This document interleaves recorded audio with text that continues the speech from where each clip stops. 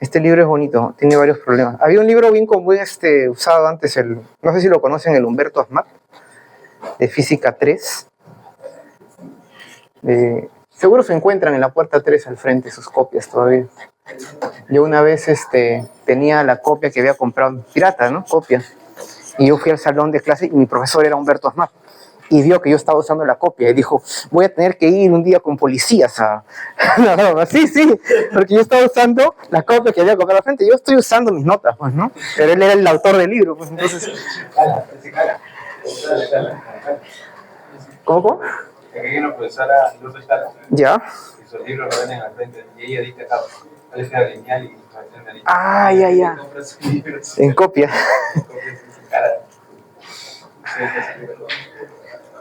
Llegó a ser autoridad en admisión, Humberto Asmat. Llegó a tener cierto poder. Era el decano en ese momento.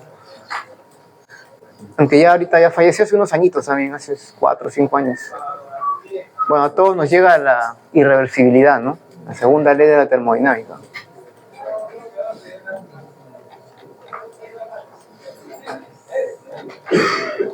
Bueno, acá, esto es ley de Faraday, habíamos visto un poco el Betatron también, los campos ya saben cómo son, el campo electromotor, aquí entran en inductancia, ¿no? Pero vamos a empezar con esto con calma. Ya, justamente vamos a definir los temas de una vez de la PC por motivo de salud para hacer la clase ya con calma. Vamos a hacerlo de una vez por motivos de salud. Entonces, eso sería bueno también, ¿no? Entonces, va a venir la PC4, ¿no? Entonces, la primera van a ser 4 teóricas. Ahora vamos a discutir qué teóricas vienen. La segunda es tipo ese problema donde hay un cable con corriente y hay un anillo o que se aleja con velocidad, ¿no? Ya. Después el 3 es ley de Faraday. Bueno, ya esta es ley de Faraday-Lenz también, ¿no? Pero puede ser donde hay una fuente externa, por ejemplo, que compite con una fe inducida, ¿se acuerdan? La fe interna le da fuerza y la inducida se opone, ¿no? Actuando como un fluido viscoso, ¿no? Que es la contraelectromotriz, ¿no? O puede ser también el problema, pueden ser 2 casos, ¿no? O sea, ese problema donde hay una batería acá, ¿no? Y acá la varilla, ¿no? En un campo, ¿no? En un campo, ¿no? Ya saben que ¿cuál es la idea del problema ahí? Ustedes ya saben. La idea del problema es sencillo, ¿no? Esta batería genera una corriente así, ¿sí o no? Vamos a llamarle corriente de entrada. Entonces, causa-efecto, ¿no? Epsilon es la causa, ¿sí o no? Y la corriente es el efecto. Pongo una flechita. Epsilon causa corriente externa. Pero esta corriente externa, como está hacia abajo, fuerza, ¿sí o no? Fuerza externa, ¿sí o no? Lo acelera, ¿sí o no? Fuerza externa. Entonces, si hay una fuerza externa en la varilla, ¿qué sucede? Adquiere velocidad, ¿sí o no? Que se va a mover hacia acá, ¿sí o no? Entonces, ¿qué quiere decir? Esto de acá genera una fuerza externa y esto genera que cambie la velocidad en el tiempo, ¿sí o no? ¿Y qué pasa si cambia la velocidad en el tiempo? A ver, ¿quién me dice? Si esto empieza a moverse, ¿qué pasa con el área acá? Aumenta el área. Entonces, ¿qué sucede? El flujo cambia, ¿sí o no? Esto es diferente de cero. ¿Y qué pasa si el flujo cambia? Mira, causa-efecto, ¿no? Surge la fe inducida, ¿sí o no? Ley de Faraday-Lenz, menos phi b, punto, ¿sí o no? Y si hay una fe inducida, ¿qué quiere decir? Causa-efecto nuevamente. ¿Qué genera una fe inducida? Una corriente inducida, ¿sí o no? Y esa corriente inducida, ¿cómo es respecto a la externa? Al revés, ¿sí o no? Entonces, esta genera una fuerza al revés, ¿sí o no? O sea, una fuerza, vamos a decirle, debido a la fe inducida, Fi. Contraria, ¿sí o no? Genera entonces una fuerza Fi que compite con Fe. Y de la competencia de estas dos fuerzas, tenemos que ya no acelera, sino que, o sea, acelera pero adquiere una velocidad límite, ¿se acuerdan? ¿Cómo era la velocidad límite? Era de este tipo, la ley, ¿sí o no? Y esta es la misma fuerza, esta es la misma situación de un fluido viscoso, ¿no? Si ustedes tienen un líquido viscoso y una bolita de metal la dejan caer, entonces tienen que aparecer el peso. Claro, hay un empuje, pero ya, bueno, asumiendo el peso relativo, ¿no? Ya está dentro del fluido viscoso. El peso menos el empuje, pero ¿qué aparece? Aparece una fuerza llamada viscosidad, que le vamos a poner F gamma, que es menos gamma B. Entonces, si aumenta la velocidad hacia abajo, porque la velocidad es hacia abajo, ¿hacia dónde apunta la fuerza gamma? Hacia arriba. Entonces esta fuerza lo frena, y de la competencia entre las dos fuerzas constante y viscosa, la partícula adquiere una velocidad ¿de qué tipo? Límite. Entonces en algún momento dado de su movimiento ya no acelera más y en ese punto adquiere una velocidad límite, ¿sí o no? Este es un fluido viscoso, ¿no? Correcto, entonces es análogo. La fuerza debido a la corriente inducida se opone, entonces la corriente es como que se restara, ¿no? Es como que este lo acelera y aparece la ley de Faraday-Lenz y le dice, no te emociones mucho que yo te voy a detener, ¿no? Entonces aparece como, y justamente si se dan cuenta, esta Fn inducida, ¿cómo era? Para la Fn de movimiento era BLV, ¿sí o no? Entonces la fuerza era proporcional a BLV, o sea, justo la fuerza es proporcional a la velocidad, pero en sentido contrario, la fuerza de acá. Ese es el análisis de este problema, ¿se dan cuenta? Entonces, aparece una fuerza constante externa debido a la batería y aparece una fuerza de tipo viscoso, parecido a una viscosidad, debido a la fuerza contraelectromotriz. Esta inducida se llama la contraelectromotriz. Bueno, entonces, este es un problema típico, ese va a venir uno así, ¿no? Que puede ser este de acá o puede ser el de la tensión. La idea es la misma, ¿no? El de la tensión es que esta varilla se encuentra amarrada a una polea aquí y acá hay una tensión, ¿sí o no? Y nuevamente, la tensión lo jala, lo empieza a acelerar, pero al acelerar, ¿qué pasa con el flujo acá? Cambia, ¿sí o no? Entonces aparece una corriente que se opone y va a causar una fuerza inducida debido a la corriente inducida. Nuevamente, que se opone, ¿no? Y va a ser del mismo tipo, BLV, ¿no? Fn de movimiento en una varilla, ¿no? Nuevamente va a ser tipo viscoso, ¿no? Entonces, esa es la idea, ¿no? Entender eso, ¿no? Ah, esa es la 3, ¿no? Y la 4, ¿cómo sería? Estoy como medio chino hoy día. Estoy empezando la pizarra al revés, ¿no? Escribo al revés ahora todo. Entonces, como es el APEC, ¿no? Mucho asiático ha venido. Corea del Sur, ¿no? Corea del Norte faltó, ¿no? China, Japón, ¿no? Corea del Sur por Samsung, ¿no? Estaba pensando, ustedes todos uno tiene un Samsung, ¿no? Uno como es práctico usa el Android, ¿no? No va a estar con el Mac, con esas cosas, ¿no? Un físico no tiene tiempo para mucha sofisticación, ¿no? Tiene que ser práctico. Bien, entonces, ya, esa es la idea, ¿no? Ahora vamos a hablar un poquito sobre la fuerza contraelectromotriz. Ah, pero vamos a terminar, esa es corriente parásita. ¿Algún problema de corriente parásita? Ya saben qué cosas son, ¿no? Por ejemplo, ¿no? En el transformador, en el núcleo, en el primario, por ejemplo, ¿no? Acá se amarra tiene un embobinado, ¿no? Y si el campo, acá hay una corriente en el tiempo periódica, entonces eso genera un campo periódico, ¿sí o no? Entonces este campo empieza a oscilar. ¿Y qué pasa si el campo oscila? ¿Qué genera? Si B oscila, esto es proporcional a seno de omega t, digamos. Entonces genera un campo eléctrico que también oscila, ¿sí o no? El electromotor, ¿no? Y aquí generan corrientes parásitas, entonces por eso es que se lamina, ¿no? Para que el radio sea pequeño, ¿no?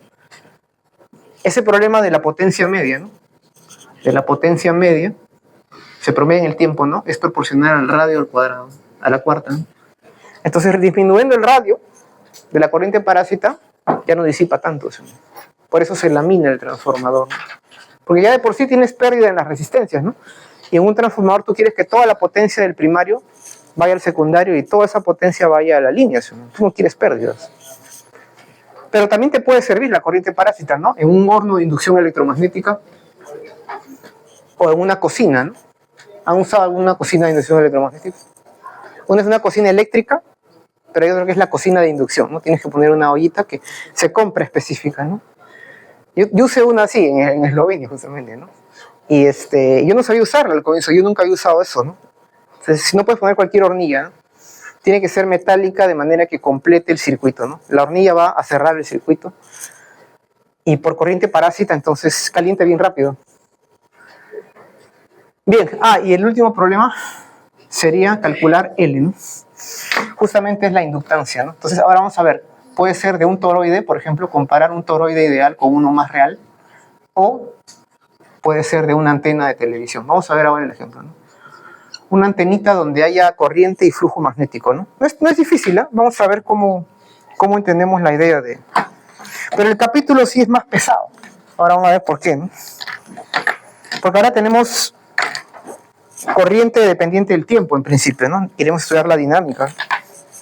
Entonces vamos a empezar un poco con lo que es la llamada... Ya saben que fuerza no es una fuerza real, ¿no? Es una voltaje, ¿no? Una batería, ¿no? Se le dice fuerza porque el efecto es equivalente al de una fuerza, ¿no? Entonces, épsilon es como una fuerza.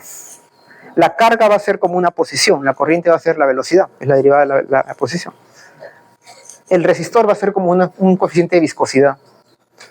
El inductor va a ser como la masa. Y el capacitor va a ser como, o sea, la inversa de C, como una constante elástica del resorte. Entonces, ese es el equivalente entre un sistema eléctrico y un sistema mecánico, ¿no? Se puede hacer una analogía, ¿no? Y todo eso se ve en lo que es teoría de control, ¿no? Entonces, cuando quieres estudiar un sistema eléctrico o electrónico, ¿no? Y quieres estudiar la estabilidad del circuito, ¿no? Tienes una entrada y tienes una salida, que puedes verla en canales del osciloscopio. Entonces, la entrada es, por ejemplo, una fuerza externa, ¿no? Y la salida a esa ecuación diferencial será la carga en el tiempo, la posición del tiempo que la ves en otro canal, ¿no? Y todo el circuito es una ecuación diferencial, ¿no? Que tú quieres integrar, ¿no? Bajo ciertos parámetros y condiciones iniciales. Si no me equivoco, el MATLAB usa eso, ¿no? El Simulink le llaman, ¿no? Que de frente ya te integra, como una cajita negra, ¿no? Entrada, salida, ¿no? Y toda la caja negra es un circuito electrónico, por ejemplo, ¿no? Un circuito. Bueno, entonces se le llama fuerza contraelectromotriz, ¿no? O back EMF, ¿no? Contraelectromotriz. Y esta fuerza contraelectromotriz siempre es de tipo inducido, ¿no? Entonces, la idea es, ya hemos analizado, por ejemplo, esos casos, ¿no? Pero vamos a ver si recuerdan qué cosa era el motor DC, ¿no? ¿Saben qué cosa era el motor DC de corriente directa? Bueno, es lo contrario al generador de corriente directa, ¿no? O sea, el motor DC convierte la energía eléctrica en energía, vamos a decir, mecánica, ¿no? Es como, por ejemplo, el ventilador. Bueno, acá no hay un ventilador de aspas, ¿no? O una licuadora, ¿no? Porque el generador DC o el generador AC, ¿se acuerdan qué cosa era un generador? Un generador convierte la energía mecánica en eléctrica, ¿se acuerdan?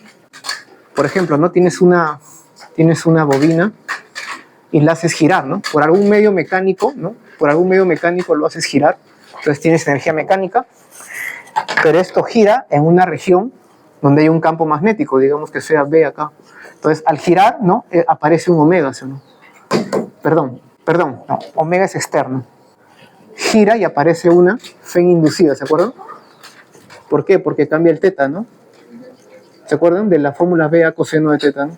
Y esto era proporcional a omega, y bueno, por acá aparece el coseno de omega t, ¿no? O seno de omega t, ¿no? Pero era proporcional a omega, la FEN inducida. Así como acá es proporcional a V, miren. ¿Qué quiere decir que sea proporcional a V? Que si está en reposo no hay FEN de movimiento, ¿se acuerdan? Tiene que haber movimiento para que haya FEN de movimiento, ¿se acuerdan? Entonces acá tiene que haber giro, tiene que estar girando por un agente externo que puede ser la caída de agua, por ejemplo una turbina, para que haya FEN inducida, ¿no? Y esto va a un secundario, un transformador para elevar la tensión, y eso va a la línea, ¿no? A alta tensión para elevar pérdidas, para evitar pérdidas en la línea. Ya, entonces, el motor es al revés. El motor es, yo tengo una batería externa constante y yo quiero alimentar a un motor, va a ir a una licuadora, a un ventilador, ¿no? Entonces acá tengo el conmutador. Saben que en un motor DC hay un conmutador para que, ¿no? Y acá viene la espira, digamos, ¿no? Entonces nuevamente hacemos un análisis tipo causa-efecto, ¿no? Y acá esto se encuentra dentro de una región donde existe un campo B, ¿no? O sea, acá hay un norte internamente y acá existe un sur, ¿no? Bien. Entonces, ¿qué sucede? Causa-efecto. Esta fuerza, digamos, electromotriz constante, que puede ser de un suministro eléctrico, genera una corriente, ¿sí o no?, externa. Así como ese problemita de ahí, genera un I externo. Este I externo entra aquí, ¿sí o no? ¿Y qué pasa si tienes una espira con corriente? ¿Qué surge? Surge un momento magnético, ¿sí o no? Que sería corriente por área, ¿sí o no? ¿Y qué pasa si tienes un momento magnético donde hay campo, aparece un aparece un M. ¿Qué pasa con M en un campo? Aparece un torque, ¿sí o no? M cruz B, ¿o no? ¿Y qué pasa si hay torque? ¿Qué cosa es el torque? Es I omega punto, o I alfa, ¿no? ¿Qué quiere decir? Bueno, seguimos con las flechitas de causa-efecto aquí, ¿no? Que si hay un torque, quiere decir que aparece, empieza a girar. O sea, estaba en reposo. Y aquí empieza a girar. Esa es la idea del motor. Yo le doy energía y lo hago girar, como un ventilador. Entonces aparece un omega en el tiempo, diferente de cero. ¿Y qué pasa si empieza a girar? ¿Qué pasa si giro algo en un campo magnético? Aparece una fe inducida. Y si aparece una fe inducida, ¿qué cosa aparece? Una corriente inducida. ¿Y cómo debe ser? Ya incluyen, ¿no? Debe ser en la misma dirección o contraria. Contraria por la ley de Faraday-Lenz, ¿no? Entonces, de alguna manera, cuando esto empieza a girar, o este lo quiere hacer empezar a girar, se opone, ¿no? Entonces, esa es la idea de la fuerza contraelectromotriz en el motor DC, ¿no?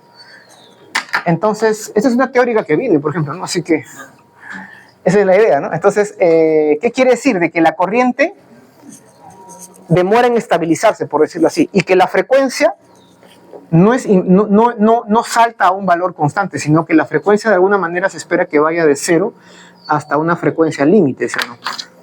¿Correcto? Análogo al problema de la varilla, la velocidad inicia en cero, la externa lo empieza a empujar, pero viene la contraria y le dice, espérate, como viscosidad, ¿no? Entonces, igualito.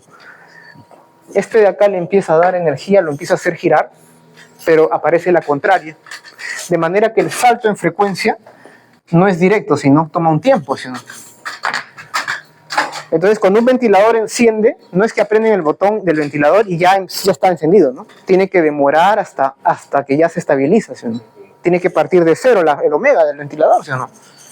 Entonces tiene que ir de cero y hay una dinámica, ¿no? Y se esperaría qué tipo de comportamiento, igualito, ¿no? Esperaría más o menos la idea que una frecuencia límite, ¿no? Ahora, ¿qué pasa? Como decían, ¿qué pasa si se atasca? Por ejemplo, tienes una motosierra, que es un motor DC, ¿no? Una batería alimenta, la motosierra gira, ¿no? O un motor en general, DC. A una licuadora le pones una piedra ahí, cuando está funcionando se va a atascar, ¿no? Entonces, ¿qué va a pasar si se atasca? A ver, ¿qué sucede? ¿Qué pasa con la frecuencia? Lo estás deteniendo en seco, ¿sí o no? La frecuencia cae. Entonces, ¿qué pasa con con la corriente inducida? Porque aquí la corriente, entonces acá quiere decir que la corriente va a ser una competencia entre la externa y la inducida, por decirlo así. Si la corriente inducida cae, ¿qué pasa con la corriente total? Aumenta, ¿sí o no? ¿Y qué pasa con la potencia? Que es de la ley I cuadrado R. Aumenta. ¿Y qué pasa si la potencia es muy alta? Se quema, ¿sí o no? Se puede malograr. Entonces, por eso es que si se atasca, entonces va a ser mucho trabajo, ¿no? Y bien, entonces esa es la idea para la puerta de entrada para ver lo de inductancia, ¿no? Esa es la idea, ¿no? Cómo surge la FEN autoinducida, ¿no? Que como su nombre lo dice, es autoinducida, ¿no? O sea, tiene que ver con la contraelectromotriz, ¿no? Pero hasta ahora solo se ha visto lo que es el flujo, ¿no? O sea, la ley de Faraday-Lenz se opone, o sea, se genera una fuerza contraelectromotriz o fuerza inducida electromotriz, ¿no? Que se opone a ¿qué? Al cambio en el flujo, ¿sí o no? Pero ¿cómo relacionamos esto con una corriente? Vamos a ver ahora justamente cómo surge esto de acá, ¿no? Bien, esa es la idea, ¿no? ¿Alguna consulta de repente por ahí? Esa era la idea del... Profesor, una consulta. Sí. ¿Ahí la espira empieza a rotar por la dirección del campo magnético? ¿O simplemente porque está pasando corriente entre ella? Tú estás pasando corriente aquí, ¿sí o no? Sí. Y una espira con corriente es un momento magnético, ¿sí o no? Hay un M. Y un M en un campo, ¿qué sucede? El campo le genera un torque, ¿no? Es porque está en un campo. Si no hubiera campo, claro, no hubiera nada. Es como allá, ¿no? Si no hay campo, no se va a mover. Es el campo, como hay corriente, y como está en un campo, aparece esta fuerza externa. Tiene que existir el campo, ¿no? Igual acá, es porque hay un campo y tienes una espira con momento magnético, aparece entonces un torque. Y el torque cambia la frecuencia angular de la espira, ¿no? Sí. Entonces, ahí el campo generado por la espira al pasar la corriente, o sea... Claro, se supone que ahí está la cosa, ¿no? O sea, se supone que esto va a empezar a girar. O sea, esto tiene un momento magnético en un campo, va a empezar a girar, y al girar va a aparecer sin duda la contraelectromotriz, ¿no? Esa es la idea, ¿no? Claro, o sea, se supone que un momento magnético en un campo externo interactúa de esta forma, ¿no? Eso es lo que se está analizando, ¿no? Estamos analizando la interacción con el campo externo, entonces, al pasar la corriente. Claro, pero se espera que haya una especie de estabilidad en la dinámica. La dinámica es más complicada, realmente habría que resolver el problema, ¿no? O sea, como tú dices, ¿no? O sea, habría que resolver esta ecuación, el ME cruz B, pero en el ME también, como dices, en realidad el momento magnético total va a ser debido a las dos corrientes en competencia, ¿no? La externa menos esta por el área, ¿no? Cruz B igual a I omega punto I, reintegrar esa ecuación, ¿no? Es como acá, ¿no? De esta competencia entre las dos es que se resuelve este problema, ¿no? Entonces ahí tú dices epsilon. ¿Por qué uso este de aquí? Entonces, una fuerza resultante tanto para la fuerza externa, claro, como para la fuerza inducida. Tú dices epsilon menos BLV, esta es la fe en total, ¿no? Esto sería la fe en total, digamos, ¿no? Sobre R, esto es la corriente total, ¿no? Es masa por aceleración, ¿no? MB punto, ¿no? Ya. Esta es corriente, ¿no? Y corriente por LB, esto es la fuerza, ¿no? Y lo han integrado, ¿no? Esta justamente sale fuerza externa, digamos, olvídate las constantes, ¿no? Esta es una fuerza externa menos una fuerza viscosa igual a MB punto. Y ya se sabe la solución, ¿no? Y va a aparecer un típico, o sea, esto de acá va a ser la velocidad límite por 1 menos E a la menos T entre algún tau, ¿no? Es conocida esa. Entonces, ese es el efecto es análogo, ¿no? Pero en vez de ser translacional, va a ser un caso rotacional, ¿no? Esa es la idea, ¿no?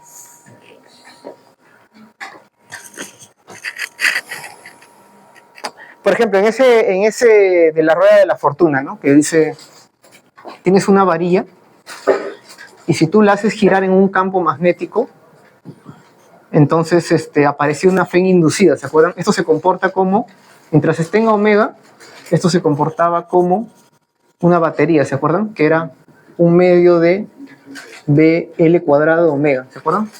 Mientras esté girando. Pero entonces si tú la empiezas a girar y dices, quiero aprovechar el campo magnético terrestre para generar mi batería, pero si quieres aprovecharlo debes conectarlo a una resistencia.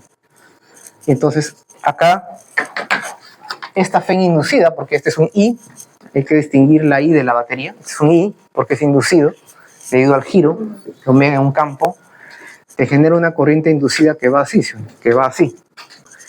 Nuevamente, ¿y qué pasa? Una corriente en un campo genera una fuerza, ¿sí o no? Así. Entonces, ¿qué quiere decir? Que esta fuerza inducida se opone al giro, ¿sí o no? Se opone al giro, ¿no? Entonces se va a frenar. Si tú le quieres dar, que tener tu batería, apenas la uses, se va a frenar. Es como la varilla, ¿no? La varilla, ¿no? En una riel, en un campo, y nosotros le damos simplemente una velocidad inicial. Le damos una velocidad inicial y la soltamos. ¿Cómo era el comportamiento en el tiempo? Decae, ¿no? Ahí no había una pila externa que le dé fuerza constante y adquiere una velocidad límite, ¿no? Es como si yo saco la pila y le doy velocidad inicial, decae nomás, ¿no? Porque no hay, solamente hay resistencia, porque eso tiene resistencia de alguna manera. Bien, claro, aquí necesito para que funcione y gire esta rueda de la fortuna, necesito un motor. Y nuevamente, tengo lo mismo de un motor DC, una competencia entre el epsilon y el epsilon I, ¿no? ¿Correcto? Esa es la idea, ¿no? Bien, entonces este es el espíritu de la inductancia, ¿no? Todo basado en causa-efecto, ¿no? Pero ahora analizando un circuito único, una batería conectada a una resistencia, vamos a ver cómo sale la inductancia de ahí, ¿no? Cómo surge eso, ¿no?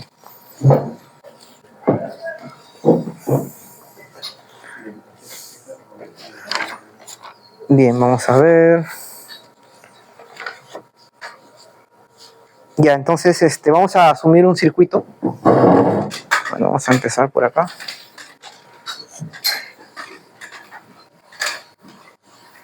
cómo surge la FEN autoinducida, ¿no? Y la inductancia, ¿no? Vamos a ver. Ya, entonces ya tienen los temas, ¿no? Que vienen, ya saben todo, ¿ya? Vamos a discutir la teoría también. Ya, el motor es una teórica, por ejemplo. ¿Qué sucede en el motor DC, ¿no? Autoinductancia, ¿no? Entonces, auto, ¿qué quiere decir? Que es así mismo, ¿no? Entonces, claro, en el Serway muy bien hacen, porque ellos dicen, cuando colocan I, ¿no? O algo aquí subíndice implica que es inducido, ¿no? Corriente inducida. Entonces, vamos a llamarle la FEN autoinducida, ¿no? Epsilon L. ¿Qué es inducida, no? Pues es un epsilon I. Entonces, vamos a asumir un circuito con pila y resistencia, ¿no? Entonces, la idea es sencilla. Asumes un circuito, entonces, vamos a ver esto de acá. Vamos a colocar aquí una resistencia y acá vamos a colocar una batería, ¿no? Correcto. Entonces, ustedes saben que si cerramos el circuito se va a establecer una corriente, ¿no? ¿Y la corriente cómo era? Lo que ustedes han visto es que esta corriente era epsilon sobre R. Pero esto de acá es en el equilibrio, cuando ya se estabilizó. Entonces, lo que se espera es que una vez que uno cierre el circuito, esto de acá es corriente de equilibrio, ¿no? O estable, ¿no? Porque hasta ahora se ha visto solo esa situación, ¿no? Pero existe una dinámica de la corriente, ¿no? Y la idea nuevamente es una cuestión de causa-efecto, ¿no? O sea, acá se supone que esto va a generar una, vamos a ponerlo afuera mejor, bueno, ya no importa, una corriente, vamos a ponerle I, que depende del tiempo. Entonces hay que especificar si la corriente depende o no del tiempo colocándole su dependencia, ¿no? Porque esa es una corriente de equilibrio constante, cuando ya se estabilizó. Entonces, de acá, de alguna manera, en este proceso, la batería está dando energía al circuito. Entonces se va a establecer una corriente. Pero ¿qué sucede? Esta corriente, ustedes saben, por amper genera un campo, ¿sí? Entonces acá va a haber crucecitas del campo y acá va a haber puntos, ¿sí? Entonces si acá hay campo que ingresa en el tiempo, hay flujo, ¿sí? ¿No? Que depende del tiempo. Entonces la idea es esa, ¿no? Esta FEN externa genera una corriente que depende del tiempo, no sabemos cómo es, se va a estabilizar de alguna manera. Estamos razonándolo así, ¿no? Sabemos que va a haber una competencia con una corriente contraria, ¿no? Pero bueno. Y esto de acá que genera un campo, ¿sí? Que depende del tiempo. Esa es nuestra cosa que la ley de Ampère, ¿no? O Biot-Savart, ¿no?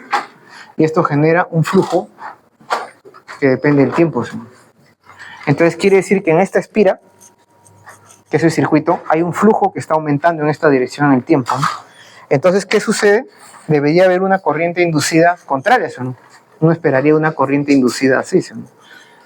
Porque si está aumentando el flujo, yo necesito una corriente que disminuya, ¿sí o no? Entonces, esto de acá genera una fuerza contraelectromotriz, ¿no? Y por lo tanto, una corriente inducida. Entonces, me interesa calcular cómo calcular esto de acá, ¿no? Una expresión para esto, ¿no? Y luego, ¿cómo funciona esto de... ¿cómo varía la corriente en el tiempo hasta que se estabiliza? La corriente neta, ¿no? Esa es la idea, ¿no? Esa es la idea detrás de lo que está pasando ahí, ¿no? Bien, entonces, habría que encontrar una expresión para esa FEN inducida, ¿no? Esta sería la contraelectromotriz, ¿no? Entonces, esa sería la contra-FEN, ¿no? O la FEN autoinducida, ¿no? O autoinducida, porque es el mismo circuito el que la genera, ¿no? ¿Cómo encontramos una expresión para eso, ¿no? Entonces, vamos a ver.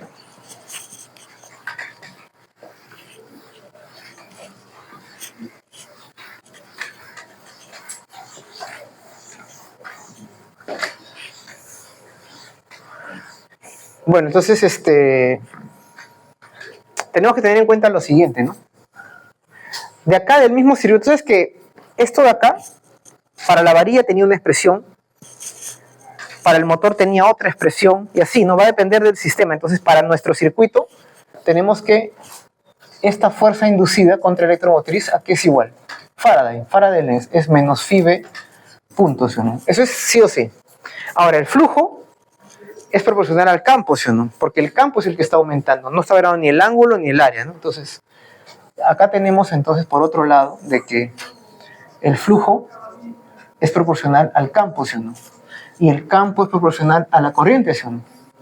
Entonces, phi punto es proporcional a I punto, ¿sí o no? De acá, entonces, phi punto es proporcional a I punto. Entonces, de acá, como este phi punto es proporcional a I punto, entonces puedo decir que esto de acá todo es proporcional a menos I punto, ¿sí o no?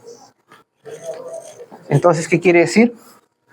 De que esta FEN, que le vamos a bautizar como autoinducida L, va a ser igual a una constante por menos I punto, ¿no? L, o sea, menos L I punto, ¿no? Y ahí sale, pues, ¿no? Entonces, nuevamente, la idea es simplemente tener en cuenta esto de acá, ¿no? Entonces ya tenemos la expresión para la FEN autoinducida, ¿no? Le llamamos sub L porque nuevamente va a aparecer una constante de proporcionalidad, esta constante que va a ser función de la geometría y de el medio, ¿no? Igual que el resistor, igual que el capacitor. Y de ahí surge el hecho de que todo circuito tiene una inductancia. Esa es la inductancia, ¿no? O la autoinductancia. Así como todo circuito donde hay corriente siempre aparecía la resistencia, ¿no? En los cables siempre va a haber resistencias, ¿no? Entonces yo puedo asumir que el circuito tiene una inductancia equivalente y adicionarla como un elemento de circuito, ¿no? Y estudiar qué pasa con la corriente, ¿no? Esa es la idea.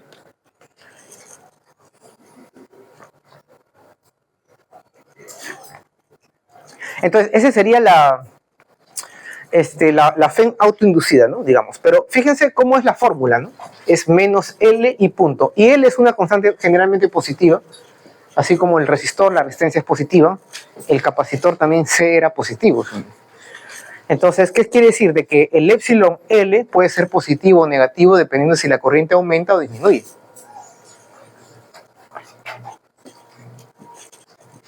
Si la corriente aumenta, ¿cuánto es I punto? ¿Positivo o negativo?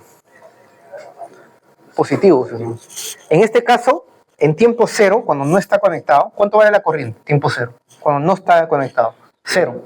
Entonces, de cero tiene que aumentar hacia algún valor, ¿sí o no? Entonces, en este proceso, I punto es positivo o negativo. I punto es positivo, de manera que el epsilon L es negativo. Quiere decir que tienes caída en el resistor y caída en el inductor. ¿Por qué? Porque el inductor se opone al cambio en la corriente, ¿no? Como está aumentando, entonces es una caída, porque quiere que caiga la corriente.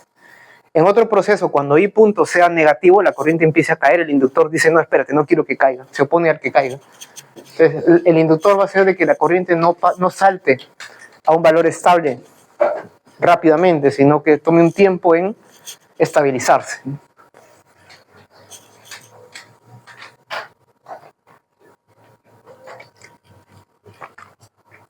¿Y cómo calculamos L? De ahí mismo, ¿no? Vamos a ver. Nosotros sabemos de que entonces L es igual a... A ver. Ya, ¿de dónde viene eso?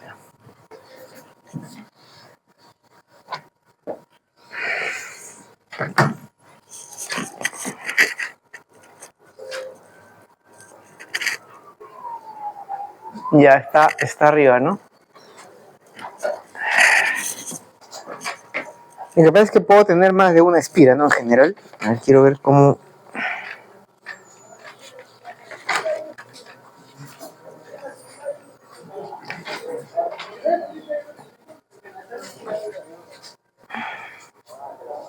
Ya, lo que pasa es que, a ver, el epsilon L, entonces ya sabemos que es menos L y puntos. Pero el epsilon L no es otra cosa que una FEN inducida, ¿sí o no? Entonces, lo que pasa es que existe una relación entre cómo la corriente varía y por lo tanto cómo el flujo varía, ¿sí o no? Entonces tenemos el flujo ahí, ¿no? Entonces esto de acá, como este es epsilon I, bueno, voy a ponerlo aquí, ¿no? Como no es otra cosa que epsilon I, Faraday, pues, ¿no? phi b punto. Y ya tenemos todo, ¿no? Entonces integramos, tenemos entonces de que menos L I punto es igual a menos phi b punto, ¿sí o no? Integramos, ¿sí o no? Integramos y ¿qué tendríamos? De que Li es igual a phi b. Claro, uno dirá más constante, ¿sí o no? De integración. Pero cuando la corriente es cero, ¿cuánto vale el flujo? Cero, entonces la constante es cero, ¿sí o no? Entonces ya tenemos L, pues, ¿no? ¿Qué cosa es L? Es el flujo magnético sobre la corriente. Pero ahí me estoy olvidando de algo, ¿no?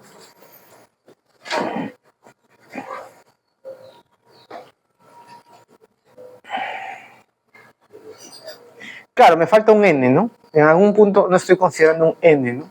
Bueno, si hay N espiras, acá debería haber un N, ¿no? Entonces acá vendría un N. Lo que pasa es que aquí es una espira nomás, ¿no? Entonces el L es N phi sobre I. Fíjense cómo se calcula entonces. Entonces, siempre que tú tengas corriente y tengas flujo de campo magnético, ya tienes el L, ¿sí o no? Y esto de acá entonces es un número positivo, así como C. Y tiene su unidad, ¿no? Entonces, este L es su unidad. ¿Qué cosa es él? Es el Henry, ¿no? O el Henry, ¿no? Se le llama H, ¿no? ¿Qué cosa es el Henry? 1 volt segundo por ampere, ¿no? Bueno, entonces tiene su unidad y esto de acá, así como el resistor o como el condensador. ¿Qué cosa era el condensador? La capacidad era Q sobre delta V, ¿se acuerdan? Y almacenaba carga y energía eléctrica, ¿de acuerdo? Cuando yo aumentaba el voltaje de la batería al que conecto el capacitor, aumentaba la carga, ¿se acuerdan? Entonces no era otra cosa que una constante proporcional entre la carga y el voltaje, ¿cierto? ¿Se acuerdan? Entonces acá, si aumenta la corriente, ¿qué pasa con el flujo? Aumenta también, ¿sí o no? No es otra cosa que una constante proporcional también entre el flujo y la corriente, ¿no? De alguna forma, ¿no? Si aumenta la corriente, aumenta el flujo. Entonces, por ahí viene la idea, ¿no? Es como acá, ¿no? Y acá también era función de la geometría del medio, ¿no? Por ejemplo, ¿no? Para las placas paralelas, ¿cuánto era la capacidad? La capacidad era epsilon sub 0 A sobre D, ¿sí o no? Y si yo introduzco un dieléctrico, el epsilon pasaba a ser, perdón, el epsilon sub 0 epsilon, ¿no? Que era kappa veces epsilon sub 0, ¿sí o no? Nuevamente, aquí va a depender del medio, también va a aparecer una constante magnética mu sub 0. Por ejemplo, un solenoide, ¿no? Yo puedo calcular su inductancia, o de un toroide, ¿no? Pero si dentro del solenoide o del toroide coloco un material magnético, también su inductancia se va a modificar, depende del medio, ¿no? Magnético en este caso, ¿no? Y si aumento la corriente, pues aumentará el flujo, ¿no? Lo cual simplemente esa constante técnica, ¿no? Pero lo que me interesa entonces es tener en cuenta cómo funciona el voltaje en el inductor, ¿no? Cuál es la caída o subida de tensión en el inductor.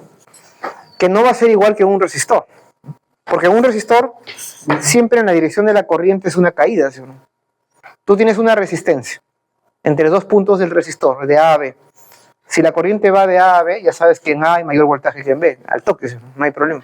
Y si inviertes la corriente es al revés. Pero en el inductor no. Puede ir en esa dirección a donde haya más voltaje. Si es que I punto es negativo o positivo, porque depende del signo de I punto. ¿Correcto? A ver, ¿alguna consulta por ahí? Participen, normal. O sea, aquí pueden interrumpir sin problema. Que no sea tanto un monólogo.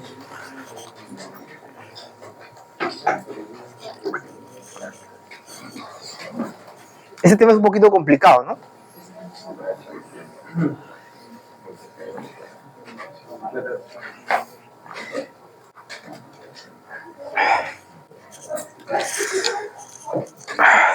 Bien. A ver, vamos a ver entonces. Entonces, un circuito solo, cuando tú conectas una resistencia a una batería, la corriente va a demorar en estabilizarse porque existe una FEN autoinducida contraria. Y eso FEN autoinducida contraria lo podemos considerar un elemento de circuito y lo vamos a colocar como una bobina. Entonces, esta bobina, que puede ser un pequeño solenoide o toroide, va a ser nuestro inductor, ¿no? Y si ustedes han visto posiblemente este circuito, ¿no? O sea, cuando han abierto una placa madre, un motherboard, en un computador han visto seguramente eso es embobinado, ¿no? ¿Qué es la Una placa madre. Motherboard le llaman, ¿no? Motherboard. Vamos a ver. Un inductor, se compran, ¿no? O sea, así como se ponen resistores en un circuito o capacitores que cumplen un rol, el inductor también cumple un rol, ¿no? Son estos de acá, ¿no? ¿Correcto? Es un toroide, ¿no? Es un embobinado, eso tiene una inductancia, ¿no? Entonces depende de la geometría y del medio magnético que le pongas, se colocan en un circuito. No sé, yo estaba viendo si hay inductores en un motherboard, ¿no?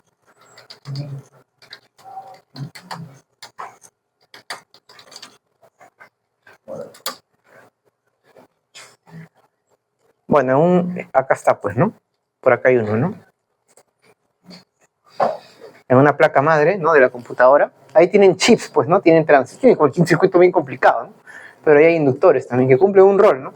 En las antiguas. ¿Perdón? En las antiguas nomás. En las antiguas nomás, ¿no? Yo ya soy un poco antiguo, entonces yo habré vivido ese tiempo de... bien, cuando a una placa se le quemaba por ahí, ¿no? Porque la corriente cuando se pierde estabilidad no tienes un buen supresor de picos, ¿no? Entonces, a pesar de que se queme el fusible, parte de la descarga llega a la placa, ¿no? Ya, si se quema la placa, pues tienes que buscar otra, ¿no? A ver. Bueno, esa es la idea entonces, ¿no? Entonces ahí se ve la idea que mencionaba. Siempre entonces puedo asociar un elemento de circuito llamado el inductor, ¿no?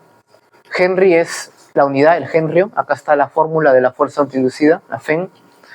Aquí está la idea, ¿no? Así como la resistencia es voltaje sobre corriente, la resistencia se opone al paso de la corriente, ¿no?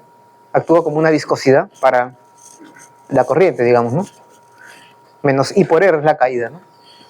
Acá, entonces, el L se opone al cambio en la corriente. Entonces, esa es la idea, ¿no? Y la unidad es el henrio por Henry, pues, ¿no? El científico norteamericano. Bien, a ver, entonces vamos a hacer un experimento de esto, de una pregunta rápida para entender la idea.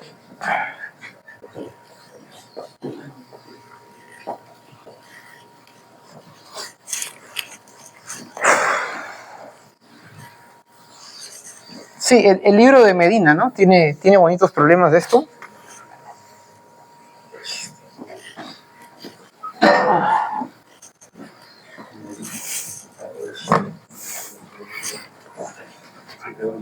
Se preúne.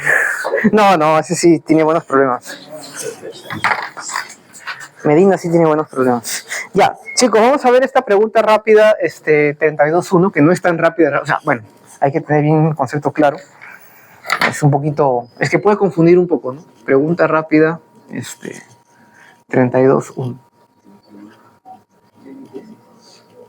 Ya, a ver, vamos a ver. Ya, entonces estamos diciendo de que esto de acá es equivalente a que yo coloque una resistencia y acá el L va a contener todo el efecto de la autoinductancia del circuito, ¿no? Y esto lo conecte pues a una batería, ¿no? Y estudie qué sucede con la corriente, ¿no? Eso es lo que se va a ver justamente, ¿no? Hasta que se estabilice, ¿no? Vamos a ver que ya esperan ustedes cómo va a ser la idea, ¿no? Si la corriente acá empieza a aumentar, digamos, en el tiempo, ¿cómo esperan que sea la gráfica de la corriente en el tiempo? Ya ustedes saben la idea, ¿no? La idea es que esto va a adquirir una corriente límite, que va a ser esto de acá. Entonces la corriente no va de frente a epsilon sobre R, sino toma un tiempo, ¿no? Entonces ya ustedes se imaginan cómo es la idea, ¿no? Esto de acá va a ser epsilon sobre R por 1 menos t a la menos t sobre un tau que le llamamos el tau L del inductor. Así como la carga, ¿se acuerdan cuál era la carga en el condensador? La carga era C por epsilon por 1 menos e a la menos t sobre tau C, que era RC. En este caso tau L va a ser L sobre R. Entonces cuando L aumenta, quiere decir que demora más en estabilizarse. Entonces quiere decir que si L tiende a infinito, si L tiende a 0, 1 sobre 0 es infinito y con el menos se hace 0, ¿no? Si L tiende a 0, esto tiende a ser bien pegado, ¿no? Entonces esto es cuando L tiende a 0. Y cuando L tiende a infinito, demora más en estabilizarse la corriente, porque hay más oposición, ¿no? L actúa como una masa, se opone al cambio en el estado de movimiento, se opone al cambio en la corriente de alguna manera. El estado de movimiento en mecánica, ¿qué cosa es? La velocidad. Si cambias la velocidad, ¿quién se opone al cambio en el estado de movimiento? La masa, ¿sí? Entonces, este será para un L. Cuando L tiene infinito, esto tiende a ser más difícil. O sea, demora más en estabilizarse, ¿no? Entonces, cuando tú quieres evitar que la corriente salte rápido, quieres que demore en estabilizarse, pones un inductor con alto L. Ese es el rol del inductor. Entonces, evitar que la corriente salte rápido, sino que sea suave en variar, ¿no?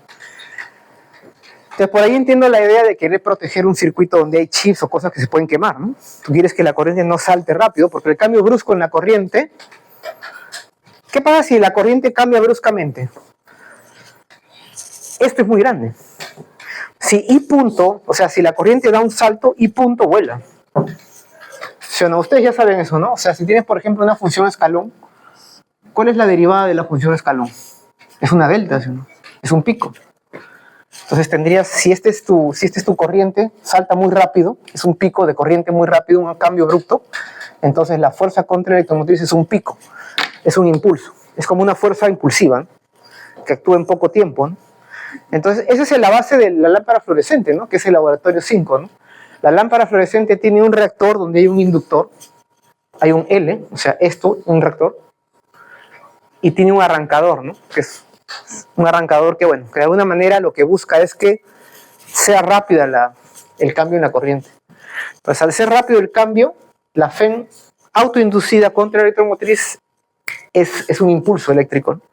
Y eso hace que encienda el fluorescente, si no, no va a encender. Es como un golpe, una fuerza impulsiva, ¿no? Poca duración y alta intensidad, ¿no? Imagínate que viene una pelota de goma y rebota. Entonces, si ustedes analizan cómo es la distribución de fuerzas, tiene un pico, porque tiene un cambio rápido en el estado de movimiento, ¿no? En este caso, el salto en la corriente se genera un golpe fuerte, este es como una fuerza, ¿no? Bien, eso es lo que es el laboratorio 5, ¿no? Tiene que ver con corriente alterna y calcular el L, ¿no? Y tiene un arrancador, ¿no? O sea, si una vez ustedes han visto, se les ha quemado un fluorescente o en algún momento ya no desciende bien, ¿no? Es porque hay que cambiar o el arrancador o el reactor, ¿no? Uno de los dos está, porque tiene que ser una cosa impulsiva, ¿no? Tiene que cambiar rápido la corriente para que sea rápida la FEN, ¿no? Sea alta, perdón, la FEN. Bien.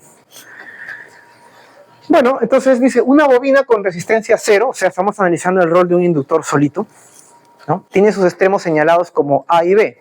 Dice que el potencial en A es mayor que en B. ¿Cuál de los siguientes incisos es consistente en este caso? Entonces vamos a dibujar entre A y B, vamos a tener nuestro inductor. Puede ser un solenoide, ¿no? Entonces aquí tenemos nuestro L. Bien, entonces ahora lo que nos dice es lo siguiente, ¿no? Nos dice de que el potencial en A es mayor que en B. Eso es lo que queremos, ¿no? Que el potencial eléctrico en A sea mayor que el potencial eléctrico en B. Entonces nos dicen en qué casos será posible esto, ¿no? Entonces vamos a ver el caso A. El caso A dice, la corriente es constante. La corriente es constante y va de A a B. O sea, va de A a B. Si la corriente es constante, ¿cuánto vale la FEN contrainducida? Bueno, como va de A a B, en el sentido de la corriente, entonces es tu delta de B. Entonces, V en B, pues voy de acá para acá, el portador se mueve hacia esta dirección. Entonces, VB menos V en A sería el epsilon L, o sea, menos L y punto.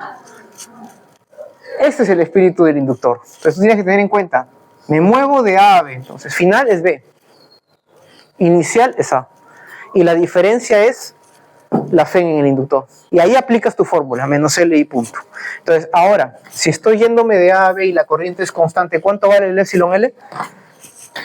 Si la corriente es constante, ¿y punto cuánto vale? 0.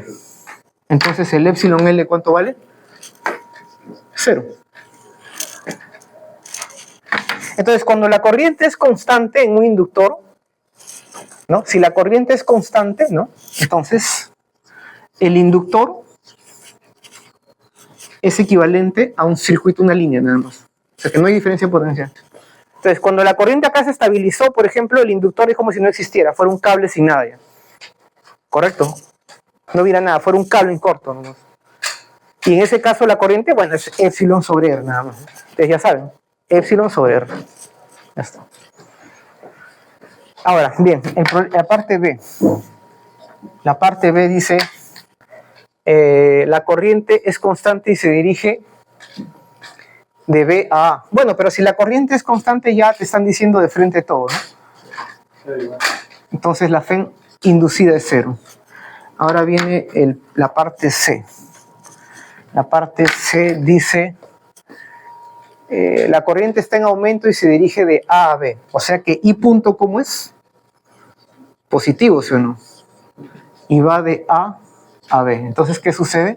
Si voy de A a B, para mi fórmula, el final es B, ¿sí o no? Entonces coloco final que es B menos inicial que es A igual a epsilon sub L igual a menos L I punto. I punto, ¿cómo es? Positivo. Entonces menos L I punto es negativo, ¿sí o no? Entonces, ¿qué quiere decir? Que el potencial en B es menor que el potencial en A. ¿Cumple o no cumple? Sí cumple, ¿no? Entonces sí cumple. Correcto. Ahora vamos con la D.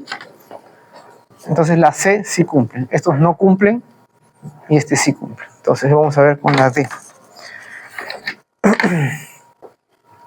La D dice, la corriente disminuye y va de A a B. Bien. Ahora I punto es negativo, ¿sí o no? Y va de A a B. O sea, fíjense, la corriente, pero me dirían, no, pero se supone que, fíjense, uno diría, ¿no? En un resistor, siempre la corriente va de mayor a menor potencial, ¿sí o no? O sea, si la corriente en un resistor, ¿no? Si va de A a B, al toque tú sabes que A es mayor que B, ¿sí o no? Porque tiene que ir en esta dirección, ¿sí o no? Una caída. Pero en el inductor no, fíjense, no necesariamente. Aquí, por ejemplo, bueno, acá no hay problema, acá A está mayor potencial que B, pero la corriente está aumentando. Pero ¿qué pasa si la corriente está disminuyendo? Entonces, V en B menos V en A, nuevamente es epsilon L, es menos L I punto. Pero ahora I punto es negativo, entonces menos L I punto es positivo. Entonces, ¿qué quiere decir esto? Que el potencial en B es mayor que el potencial en A. ¿Correcto? Ahora, ¿pero cumple la condición? No, ¿no? Entonces tampoco.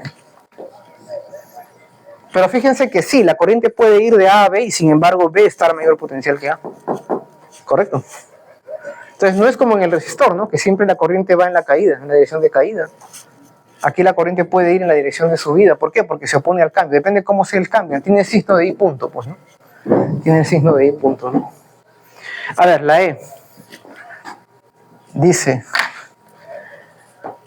la corriente aumenta y se dirige de B a A. Entonces, I punto es positivo, pero fíjense, ahora va de B hacia A. Entonces, ¿cómo es mi fórmula? Como voy de B a A, mi punto final es A, mi punto inicial es B. Y esto es el epsilon L.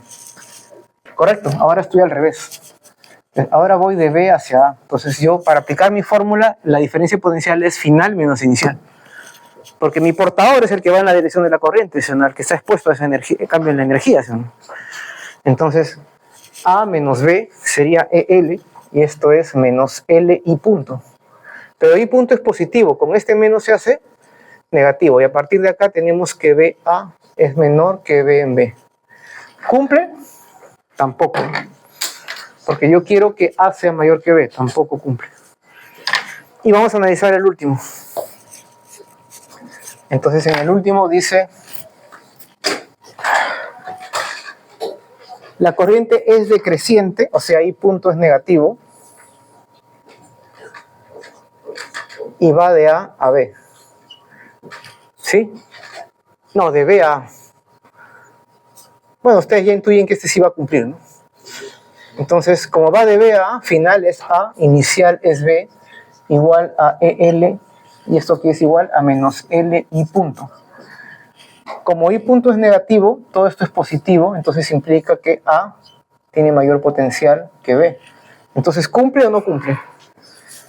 Sí cumple, ¿no? Entonces, solamente C y F cumplen, ¿no? Se dan cuenta que no es tan trivial el análisis como un resistor, ¿no? Ahí sí, sí o sí, en la dirección en que va la corriente, el resistor cae, pues, ¿no? Pero aquí no. Bien, entonces ese es el rol del inductor, ¿no? Oponerse al cambio en la corriente y evitar que caiga rápido o que aumente rápido, ¿no? Bien. Entonces ya podemos analizar un poquito la dinámica de la corriente en dicho circuito, ¿no?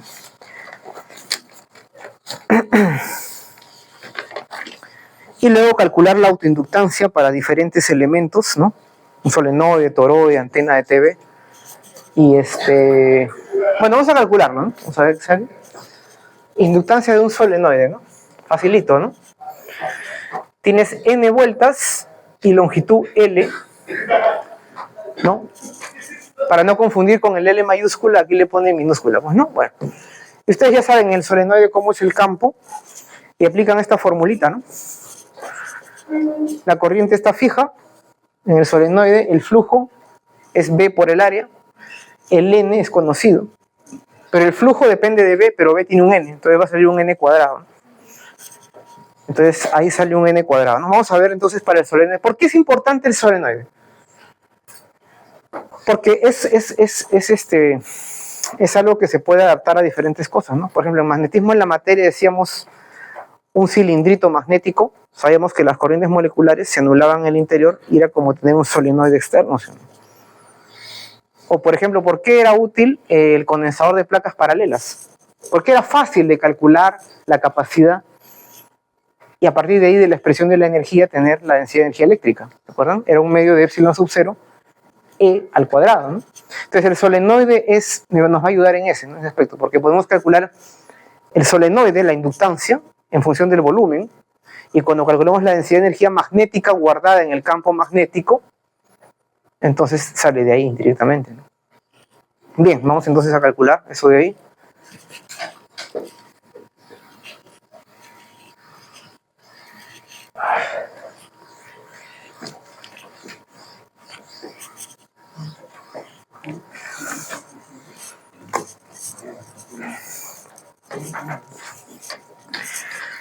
Bueno, a ver, vamos a ver, entonces cálculo de la inductancia L de solenoide. Claro, nosotros usamos el solenoide ideal, el toroide ideal, ¿no? Entonces es sencillo, ¿no? Porque nosotros sabemos cómo es un solenoide, ¿no? Tenemos una corriente y acá tenemos un campo, ¿sí? ¿Y cómo era el campo del solenoide? Era mu sub 0, número de espiras por unidad de longitud, ¿no? Por la corriente. Ya está. Entonces, ¿cuál sería el L? Sería N phi sobre I. Entonces sería N sobre I por phi, que era B por A. Donde A obviamente es el área, ¿no? Transversal acá. De acá es un área A, ¿no? Entonces, ¿y qué cosa era? Nuevamente aparece eso ahí, ¿no? Entonces esto era mu sub 0, va a haber un N cuadrado sobre L por A, ¿correcto? Entonces nuevamente aparece el mu sub 0, ¿qué cosa? Esto acá es medio, ¿sí o no? Entonces aparece una propiedad nuevamente del medio magnético, y esto de acá, ¿qué cosa? Es una propiedad de la geometría, ¿no? Porque depende de la geometría y del medio, ¿sí?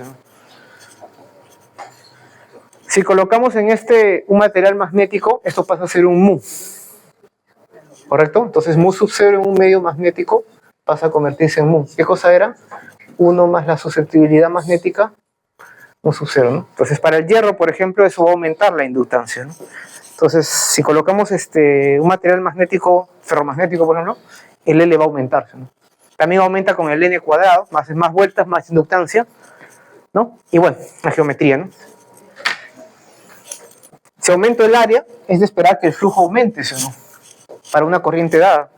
Entonces aumenta el L, ¿sí? Porque voy a poder atrapar más campo, por decirlo así. Entonces, de alguna manera, así como la capacidad en un condensador está relacionado a qué tanta carga puede almacenar y qué tanta energía eléctrica puede almacenar, En el inductor está relacionado a, digamos, cuánta energía magnética voy a poder almacenar, porque voy a poder, si hay una corriente acá, que hay un campo, hay un flujo, más flujo, más energía magnética, más campo. Esa es la idea, ¿no? Cuánto campo magnético puedo almacenar y cuánta energía magnética. Entonces va a ser análogo al condensador con una variante, ¿no? Esa es la idea, ¿no? Bien, entonces ahora esto le podemos, bueno, eso es reemplazar datos nada más, ¿no? Te dan algunos datos, ¿no? El número de vueltas, así, y calcular el L, ¿no? Y sale un número pequeño, ¿no? Milihenries, ¿no? Generalmente es unidad pequeña, ¿no? Así como la capacidad también era microfaradios, así, ¿no? Entonces, nuevamente, la geometría y el medio, ¿no? Y acá le podemos dar una forma también interesante, que es multiplicar y dividir por L, ¿no? Multiplicamos y dividimos por L. Entonces tenemos mu sub 0. Bueno, ahí introducen el NL, ¿no? O sea, N va a ser la densidad de espiras por L, ¿no? Entonces me queda un N cuadrado. Y A por L de acá es el volumen, ¿no? Vol, no ponerle vol, para no confundir con voltaje, ¿no? Entonces ya tenemos una expresión con el volumen. Porque luego cuando calculemos la energía del inductor por unidad de volumen, esto nos va a dar la densidad de energía del campo magnético, ¿no? O sea, en una región donde hay un campo magnético, así como el campo eléctrico tenía una densidad de energía, el campo magnético también. La pregunta es, ¿por qué el campo magnético tiene energía? Porque el campo eléctrico, ¿cómo calculaban la energía de un sistema de cargas que generan campo, por ejemplo? Por el trabajo del campo, ¿sí? Claro, el trabajo de la fuerza eléctrica, que era el trabajo del campo por unidad de carga, era la variación de la energía potencial, ¿sí? Pero en el campo magnético, la fuerza magnética no realiza trabajo, ¿no? Entonces, ¿quién realiza el trabajo para que exista campo magnético? O sea, aquí no hay campo magnético, por ejemplo, y yo quiero crear un campo magnético o establecerlo en el espacio. Entonces, si la fuerza magnética no realiza trabajo, el campo magnético, vamos a decir así, no realiza trabajo sobre carga, ¿quién realiza el trabajo para que exista un campo magnético? Es el electromotor, ¿no? Porque para que exista campo magnético de cero, ha tenido que haber un cambio en B, ¿sí o no? Y ese cambio en B generó un electromotor alrededor, que es la ley de Faraday-Lenz, ¿no? Entonces, es el campo electromotor el que hace el trabajo para que exista el campo magnético, ¿no? Esa es una teórica, por ejemplo. Bien. Bien, entonces ahora sí ya podemos analizar ese circuito con el inductor, a ver cuál es la dinámica de la corriente, ¿no? Que no es otra cosa que esto de acá, ¿no?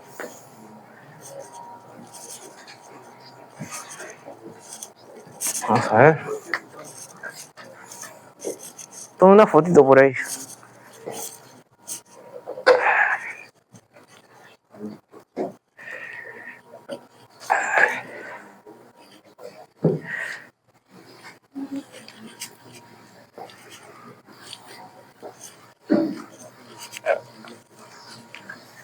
Vamos a ver, entonces ya tenemos cómo calcular el L, porque un problema va a ser calcular el L. Piensa de un toroide o de la antena de TV. Ya tienen todo ya para sacar 20, ¿no? Así que ya ahí el delegado o alguien tiene que estar atento para que... O el subdelegado, ¿no? Bien, entonces ahora sí vamos a analizar nuestro circuito RL, ¿no? En dos situaciones, ¿correcto? Primero vamos a analizar cuando cerramos aquí y tenemos epsilon, R y L, y luego cuando ya está estabilizada la corriente y movemos acá el interruptor y tenemos solo R y L, ¿no? Porque ustedes han visto el circuito RC, ¿no? Es análogo, ¿no? Solo que ahí era la carga la que aumentaba de esa forma, ahora es la corriente, ¿no? Entonces, y cuando de acá va para acá, se espera que va a haber energía magnética acá, digamos, va a haber energía, y se va a consumir la energía, ¿no? Entonces se espera que la corriente aquí aumente hasta que se estabilice y acá disminuya a cero, ¿no? Porque el resistor va a llevarse la energía, ¿no? Necesitas energía para que exista una corriente, ¿sí, no? Para establecer corriente necesitas establecer movimiento de cargas, ¿sí, no? Y estas van a colisionar, porque en corriente sí o sí tiene que haber colisión, ¿no? Entonces necesitas una batería, un agente que mueva las cargas, ¿no? Bien. Bien, entonces vamos a analizar el circuito RL en dos situaciones, ¿no?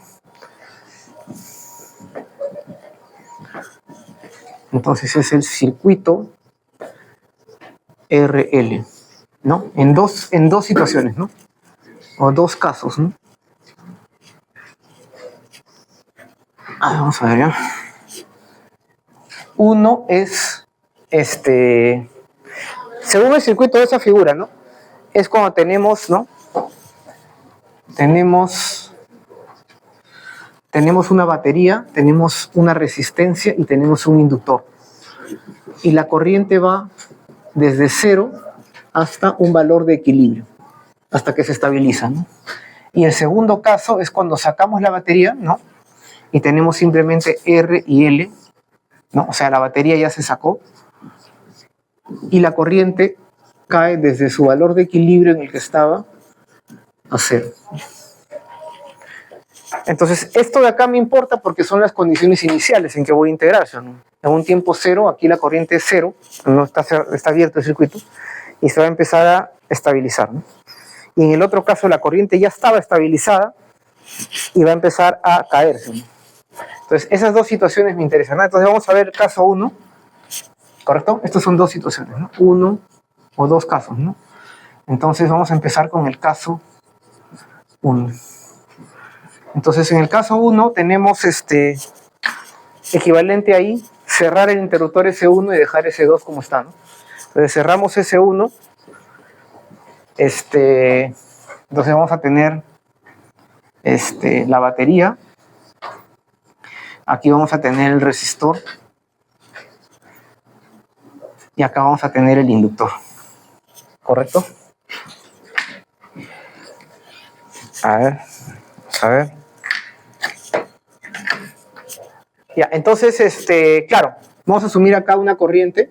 Algunos colocan minúscula a las dinámicas. Bueno, vamos a colocar I de T nada más. Ya se asume que existe una corriente que llega a un valor de equilibrio.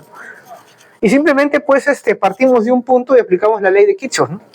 Entonces, si vamos para acá, o bueno, partimos de acá, ¿no? Entonces, la batería me da un épsilon, ¿no? Entonces, la batería me da un épsilon. La resistencia me quita siempre, ¿no? Menos IR. Y el inductor, en la dirección del inductor tengo una variación de voltaje, ¿sí o no? De un punto A a B, digamos, en la dirección de la corriente. ¿Cuál es mi variación? Sería epsilon L. Vamos a ponerle simplemente más epsilon L igual a 0. ¿Correcto? Entonces tendríamos epsilon menos IR menos IL punto... Perdón. Estoy un poco... A veces tengo descargas en mi cabeza, un inductor ahí, cosas, y entonces a veces hago errores o cometo cosas que luego no me doy cuenta, ¿no? Son fluctuaciones cuánticas, ¿no? Bien, entonces, o propiedades del no equilibrio, ¿no? Sabes que en el no equilibrio tú puedes generar cosas que a veces rompen las leyes de la física, ¿no? O las fluctuaciones cuánticas crean cosas que no tienes cómo explicarlo. Esto es cuántico, no hay otra forma. Entonces, ahora sí, epsilon, fíjense, parto de acá, me muevo acá. Epsilon es una subida, menos IR, y de acá para acá tengo, llámale un delta de B, que sería en el punto A y B, sería la variación es un epsilon L, menos LI punto. Ahora vamos a analizar la situación, ¿no? Aquí I punto es positivo o negativo en esta situación. I punto va a ir de 0 hasta un valor de equilibrio, entonces I punto está aumentando, ¿sí o no? ¿Qué quiere decir? De que esta fen acá es una caída. Caída acá, y la suma de las caídas es igual al voltaje epsilon, ¿sí o no? Entonces ahí se puede analizar luego qué sucede, que la caída en el resistor más la caída en el inductor es epsilon. Entonces cuando yo grafique, por ejemplo, la caída en el inductor va a ir desde un valor máximo a 0 y el resistor va a ir de 0 a un valor máximo y en algún punto se cortan. Y siempre la suma es constante igual a epsilon. Se cortan justamente en el punto medio, ¿no? Y acá está epsilon. Pero eso viene después, ¿no? O sea, la idea es esa, ¿no? Entonces a partir de acá ya podemos integrarse, ¿o no? Entonces tenemos simplemente de que LI punto es igual a, epsilon menos IR, ¿no? Entonces ya está, pues, ¿no? DI sobre epsilon menos IR es igual a 1 sobre L de T. Y ya está, pues, ¿no?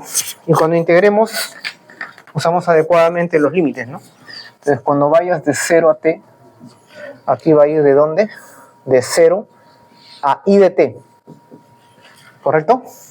Entonces, de aquí ya es evidente, ¿no? O sea, de aquí, ¿qué tenemos? Tenemos, aquí podemos multiplicar por r, y acá multiplicamos también por r, ¿no? Para tener ir menos epsilon, ponemos ir acá menos epsilon, y acá multiplicamos por menos, es lo mismo, ¿sí o no? Y ahora sí, ¿no? ir menos epsilon, entonces, ¿qué es? Logaritmo de ir menos epsilon desde i igual a 0 hasta i de t igual a menos t sobre el tau L, que lo vamos a bautizar. Pues usted, como si fuera un cura, bautiza las cantidades que necesita utilizar más adelante, ¿no? ¿Perdón? Claro, porque tiene que poner algún nombre, ¿no? Entonces, este tau sub L, ¿qué cosa es? Es L sobre R, ¿sí? Y esta es nuestra constante de tiempo del circuito RL, pues, ¿no? Así como RC era la constante de tiempo del circuito RC, ¿se acuerdan? ¿Perdón? Dígame, normal, con confianza. Y ya está, pues, ¿no? Es simplemente usar Kirchhoff, ¿no? Bien, seguimos, chicos, ¿ya? A ver, vamos a ver. Porque a mí el tiempo siempre me gana. Todo viene, chicos.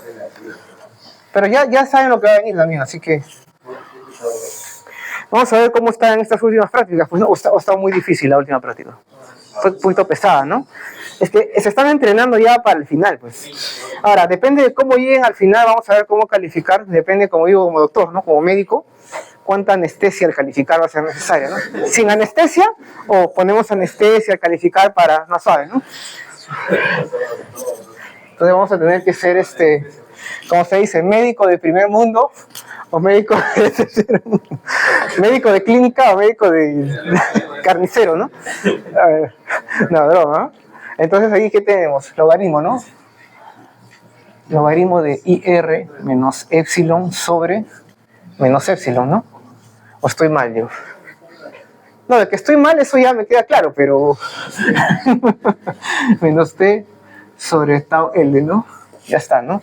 Entonces de acá, ir menos epsilon es igual a menos epsilon e a la menos t sobre tau L. Salvo que me he equivocado en algo, ¿no? Entonces de acá sería ir, sería epsilon por 1 menos e a la menos t entre tau L, ¿no? Ah, ya está. Y entonces r pasa acá, y ya está, ¿no? I de t. Entonces ya tenemos la ley de la corriente en el tiempo, ¿sí o no? Entonces si graficamos, ya saben ustedes esto ya. La corriente en el tiempo demora en estabilizarse siguiendo una ley de tipo, así como la velocidad o la frecuencia en el motor, ¿no? O sea, adquiere una corriente límite, ¿no? Que sería epsilon sobre R, ¿no? Y entonces ya saben cuál es el rol del tau L, ¿no? El tau L es, esto de acá era L sobre R. Entonces cuando L era 0, sería 1 entre 0, infinito. Pero como hay un menos, es menos infinito, esto es 0, quiere decir que vuela, salta, ¿no? Directamente. Cuando no hay inductor, o el inductor es muy pequeño, esto salta rápido. Y si el inductor es muy grande, va a demorar más en estabilizarse, ¿no? Para la carga, ¿cómo era la ley? ¿Se acuerdan? La carga en el condensador, en el tiempo, era la misma fórmula, ¿no? Solo que aquí era C por epsilon, ¿no? Entonces la carga era C por epsilon por 1 menos E a la menos T sobre el tau R, el tau C. ¿Y ese tau C cómo era? RC. De aquí va a venir el circuito RLC, que va a ser la idea detrás de una radio, ¿no? O sea, una radio es un circuito RLC con una frecuencia natural, y cuando la frecuencia natural es igual al de la onda que viene de la radio, entonces capta la señal, ¿no? Entra en resonancia, ¿no? Bien, entonces esa era la idea, ¿no? Se estabiliza, ¿no? Bien, entonces es fácil, ¿no? Simplemente darle forma, ¿no? Ahí está el tau L, ¿no? Y ahora, ¿qué pasa si ya la corriente está estabilizada y hacemos un cambio en el circuito o retiramos la batería? Ya la corriente está estabilizada y sacamos la batería y ponemos un corto acá, un cortocircuito. Entonces, es exactamente, o sea, la corriente que estaba estabilizada esperas que caiga, ¿no? Porque la corriente implica que hay energía que está moviendo a los portadores, ¿no? Porque hay resistencia sí o sí. Entonces, para que se mantenga la corriente, tiene que haber una batería, un agente externo, ¿no? Que realiza trabajo por unidad de carga. Entonces, sí o sí, si tú sacas la batería, ahora tienes descargas, nada más, ¿no?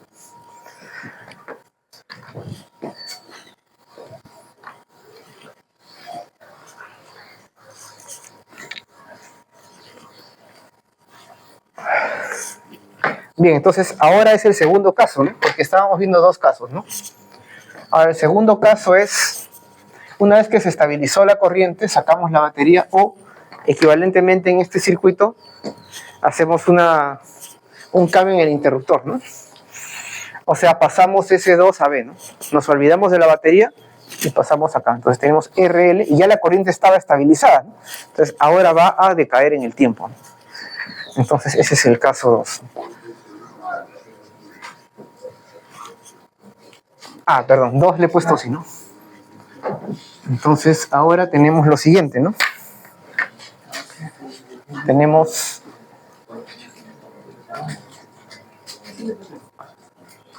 ya no hay batería. Entonces tenemos inicialmente una corriente que iba así, ¿se acuerdan? Porque la corriente se estabilizó así. Entonces la corriente va así, digamos I, y ahora en el tiempo va así, ¿no? Entonces parto de cualquier punto y aplico Kirchhoff, ¿no? Nuevamente, si aplico Kirchhoff tenemos una caída acá por I, o bueno, I por R. Este sí o sí es caída en el resistor, ¿no? Pero en el inductor tú súmale el epsilon L igual a 0. Y el epsilon L es menos Li punto. Entonces, ¿qué tenemos? Tenemos que menos RI menos Li punto igual a 0. Ahora, en esta situación, I punto es positivo o negativo. I punto es negativo, ¿sí? Entonces, si I punto es negativo, menos Li punto es positivo o negativo. Positivo. Tiene que ser, porque si acá hay una caída, sí o sí tiene que ser una subida acá, ¿sí? Si acá hay caída, acá tiene que haber subida, porque el total es 0, pues, ¿no? Le voy a dar la vuelta. Entonces, ¿qué quiere decir? Que esto de acá, como esto es positivo en esta situación, esto de acá, al ser positivo, es como una pila instantánea, ¿no? Es como el condensador cuando se descarga, ¿no? Actúa como una batería de corta duración, ¿sí? Nuevamente, actúa como una batería de corta duración, cuya FEN es menos Li punto. Hasta que la corriente se acabe a 0, ¿no? Y entonces I punto sea 0 y ya no haya más FEN epsilon L, ¿no? Entonces ya está, ese es más fácil de integrar todavía, ¿no? Entonces acá tenemos simplemente I punto es igual a R sobre L, perdón, voy a poner, como es L sobre R, ¿no? Entonces, L sobre R I punto es igual a menos I, ¿no? Y ya está, ¿no? Porque entonces DI sobre I es menos DT sobre tau L, ¿no? Entonces el logaritmo de I en tiempo 0 vale I en el equilibrio, que estaba epsilon sobre R, ¿no? Y en un tiempo t será algún valor que quiero calcular. Y esto va a ser menos t sobre tau L, ¿no? Y ya está, ¿no? Entonces a partir de acá, ¿cuánto vale la corriente en el tiempo? Vale I en el equilibrio, o sea, epsilon sobre R por E a la menos t sobre tau L, ¿correcto? Y ya está, ¿no? Entonces ya tenemos que la corriente decae, ¿no? Decae exponencialmente, ¿no? ¿Correcto? Bueno, esa es la idea, pues, ¿no? Y el tiempo me gana, como siempre, ¿no?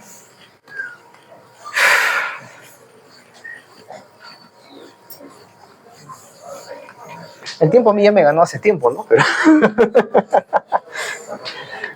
eso depende del contexto que uno quiera darle también, ¿no? O sea, ya estás acabado, ya. Ya estoy acabado, ya. A ver, entonces de acá.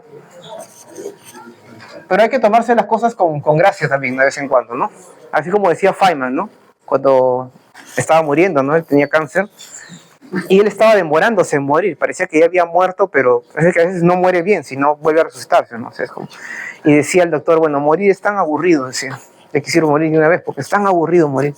Él prefería estar haciendo física, otras cosas no más interesantes, ¿no? Pero tenía que morir, ¿no? Bueno, entonces la corriente en el tiempo, o sea, Feynman hasta en eso era gracioso, ¿no? Entonces decae de esta forma, ¿no? Y acá será epsilon sobre R, ¿no? Ya, entonces, ahora, ¿qué cosa es el epsilon L? Ahora, fíjense que I es positivo, ¿sí o no? Y acá también I era positivo, ¿sí o no? ¿Qué quiere decir? Que la corriente no ha cambiado de dirección. En el circuito RC, cuando se descargaba, el I salía negativo en la descarga. Es porque al descargar era contraria a la corriente, ¿se acuerdan? Cambia de dirección. Aquí no cambia de dirección, simplemente que en vez de aumentar, disminuir, cambia el I punto. Pero la dirección de la corriente se mantiene. Bien, entonces, a partir de acá, ¿cuál es el epsilon L? Bueno, ya murió también hablando de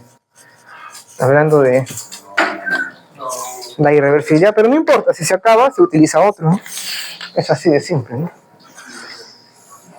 Entonces, el epsilon L, ¿cuánto sería? Menos L I punto, ¿sí o no? O sea, menos L epsilon sobre R E a la menos T sobre tau L por menos 1 entre tau L, ¿sí o no? Pero ¿qué cosa es tau L? L sobre R, ¿no? Entonces se nos va R, se nos va L, el menos con el menos C cancela y me queda epsilon por E a la menos T entre tau L, ¿no? Entonces, ¿qué quiere decir? Que la fuerza contraelectromotriz inducida decae también con esta forma, ¿no? Entonces, si yo grafico la FEN, porque acuérdense que la FEN inducida depende del tiempo, fíjense, depende del tiempo, ¿sí? Porque I punto está variando, ¿no? Entonces, en el tiempo, quiere decir que en tiempo cero vale epsilon y decae, ¿no? Esta es la FEN autoinducida, ¿no? ¿Qué quiere decir? Que en un tiempo cero, en este proceso de descarga, el epsilon L, o sea, el inductor, en el tiempo cero, esto se comporta como una batería con FEN epsilon. Y se va gastando. Se va gastando la pila hasta cero, pues, ¿no? Porque una vez que se descarga toda la energía que tenía almacenada acá, entonces ya no hay corriente, ¿no? Y ya no hay FEN inducida tampoco, ¿no? Va a cero también, ¿no? Así es, ¿no? Entonces, ahora, ¿qué quiere decir esto? Como la suma es constante, ¿no? O sea, bueno, entonces el epsilon L decae a cero. Bueno, en este caso, en la batería también, no es como en el otro caso, ¿no? Bueno, en el otro caso también hay un decaimiento en acá, pero el resistor aumenta, ¿no? Pero bueno, vamos a ver, que me gane el tiempo.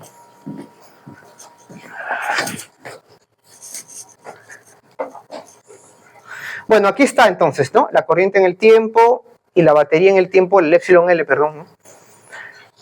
Bueno, entonces la pregunta rápida dice con S1 abierto y S2 en la posición A. Con S1 abierto, ya, se supone que vamos a cerrarlo, ¿no? Y en tiempo cero, dice, ¿no? En el instante en que se cierra, ¿a través de cuál elemento del circuito el voltaje es igual a FEN de la batería? ¿En el resistor o en el inductor? O sea, apenas se cierra el circuito, ¿no? Entiendo que aquí apenas se cierra de acá, ¿no? La corriente sería cero en un tiempo cero, ¿sí o no? Acuérdense que acá, cuando esto se cierra, aquí la corriente va de 0 a epsilon sobre R, ¿no? Cuando la corriente es 0, ¿cuál es la caída en el resistor? Sería IR, pero I es 0, ¿no? Entonces, en el inductor, la caída es igual a epsilon, ¿sí? Correcto. Y en un tiempo infinito, la caída en el inductor es 0, ¿sí? Y la caída acá era epsilon sobre, perdón, I de equilibrio por R, ¿no? I de equilibrio es epsilon sobre R por R, epsilon, ¿no? ¿Correcto? Entonces esa es la idea, ¿no? Entonces eso es lo que analizan por acá, ¿no? Esto que les mencionaba, ¿no? Entonces, bueno, aquí dan datos, ¿no? A epsilon le llaman 12, entonces en el tiempo cero no hay corriente, entonces en el resistor no hay caída. Pero cuando la corriente se estabilice, esto va hacia el valor de equilibrio, ¿no? Y acá cae, ¿no? Y siempre la suma es constante, ¿sí o no? Por lo que habíamos dicho, ¿no? Entonces, en el punto medio se le llama vida tiempo medio, ¿no? El tiempo medio vendría a ser la vida media que está relacionada con el tau, ¿no? El tiempo en el cual cae a la mitad, ¿no? Entonces, ¿cuál es la relación entre tau y T1 medio? Está acá, ¿no?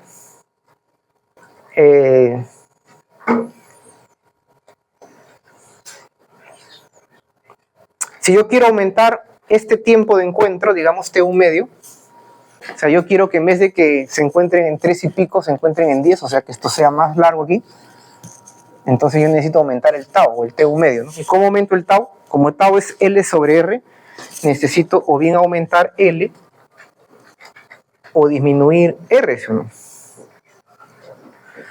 Bueno, lo que dicen es de que disminuir, o sea, aumentar L o disminuir R, ¿no? Si disminuyes R en 65%, tienes el mismo cambio que aumentar L en casi 200%, ¿no? De manera que es más sensible a R, ¿no?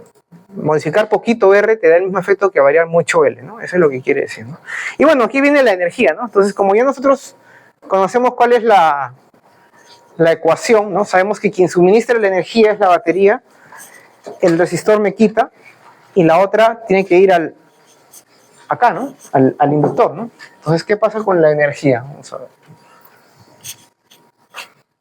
Porque ahí viene la energía del campo magnético, ¿no?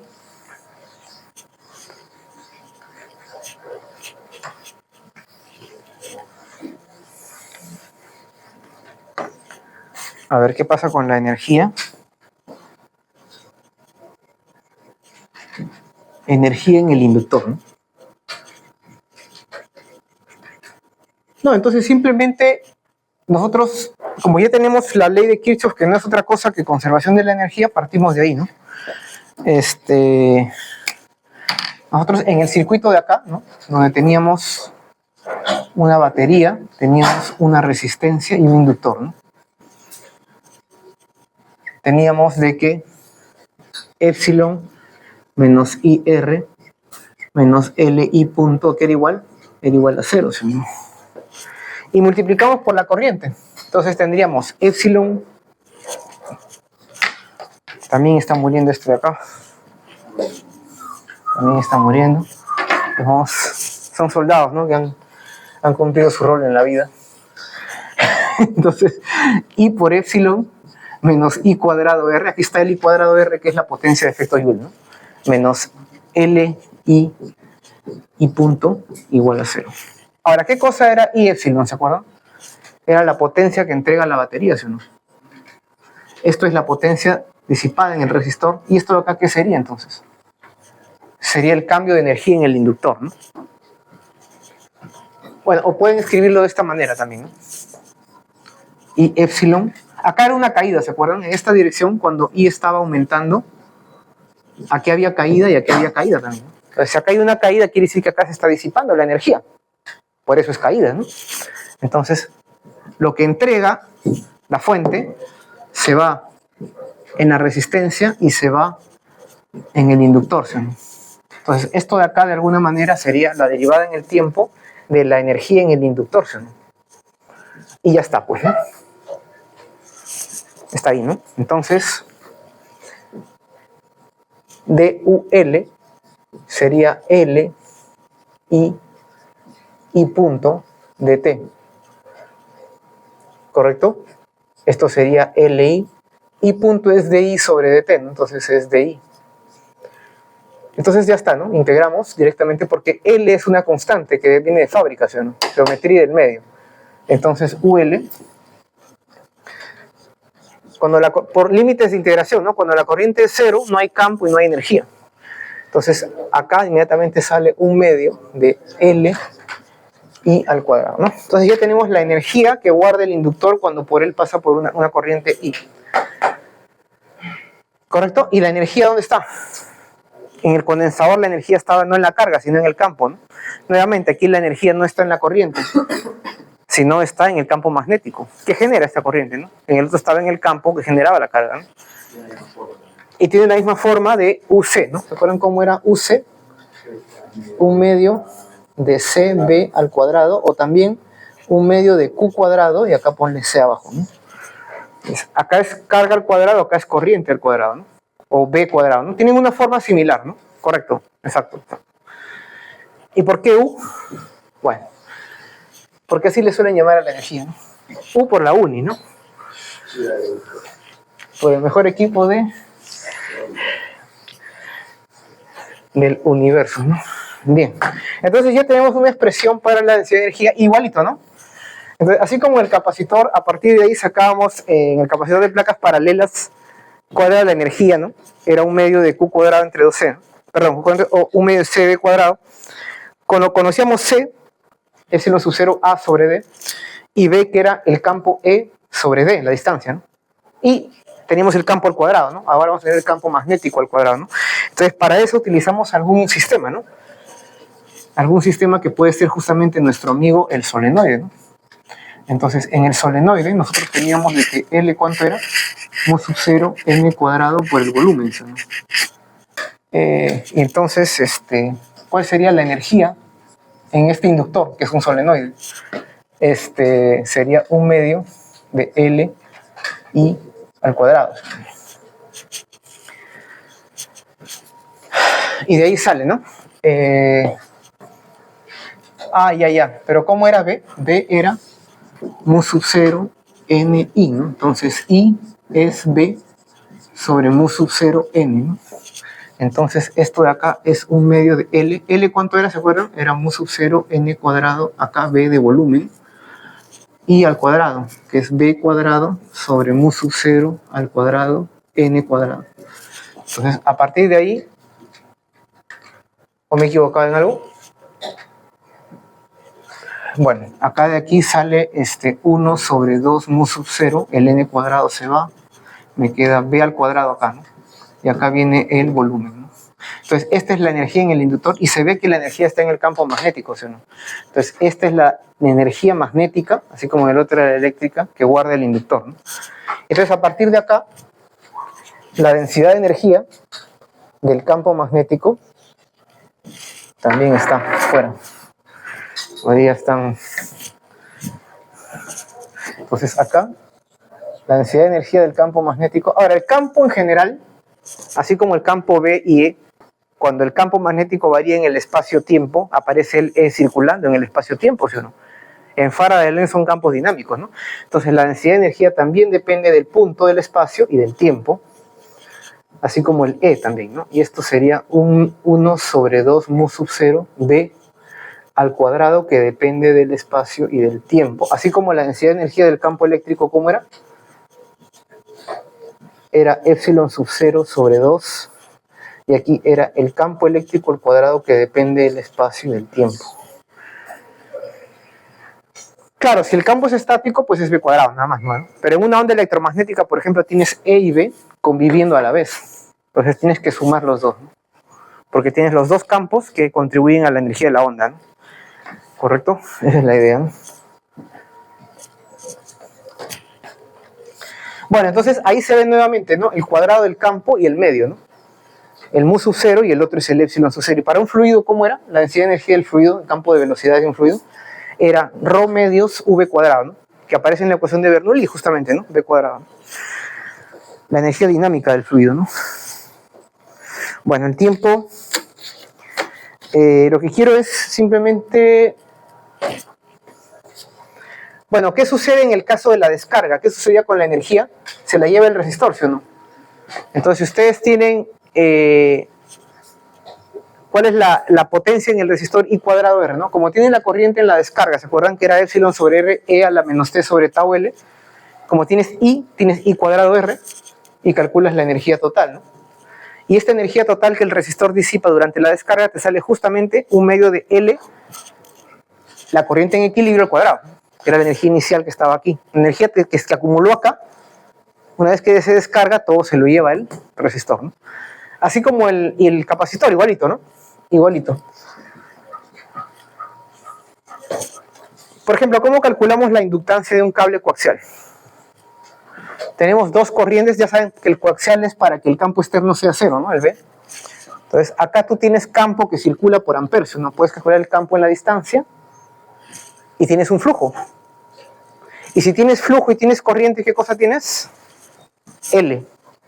Flujo sobre corriente, ¿sí o no? Y para un toroide igualito vas a poder calcularlo, ¿no? Y luego comparar un toroide ideal con un toroide, digamos, más real, ¿no? Que puede ser un problema que venga, ¿no? ¿No? Por ejemplo, ¿no? Acá es un toroide ideal, ¿no? Se asume que esto es grande comparado con el área y se asume un único campo, ¿no? Entonces sería el campo por el área. Ya tienes el flujo. Multiplícalo por n y divídelo sobre i. Ese sería el L, ¿sí o no? De ese toro.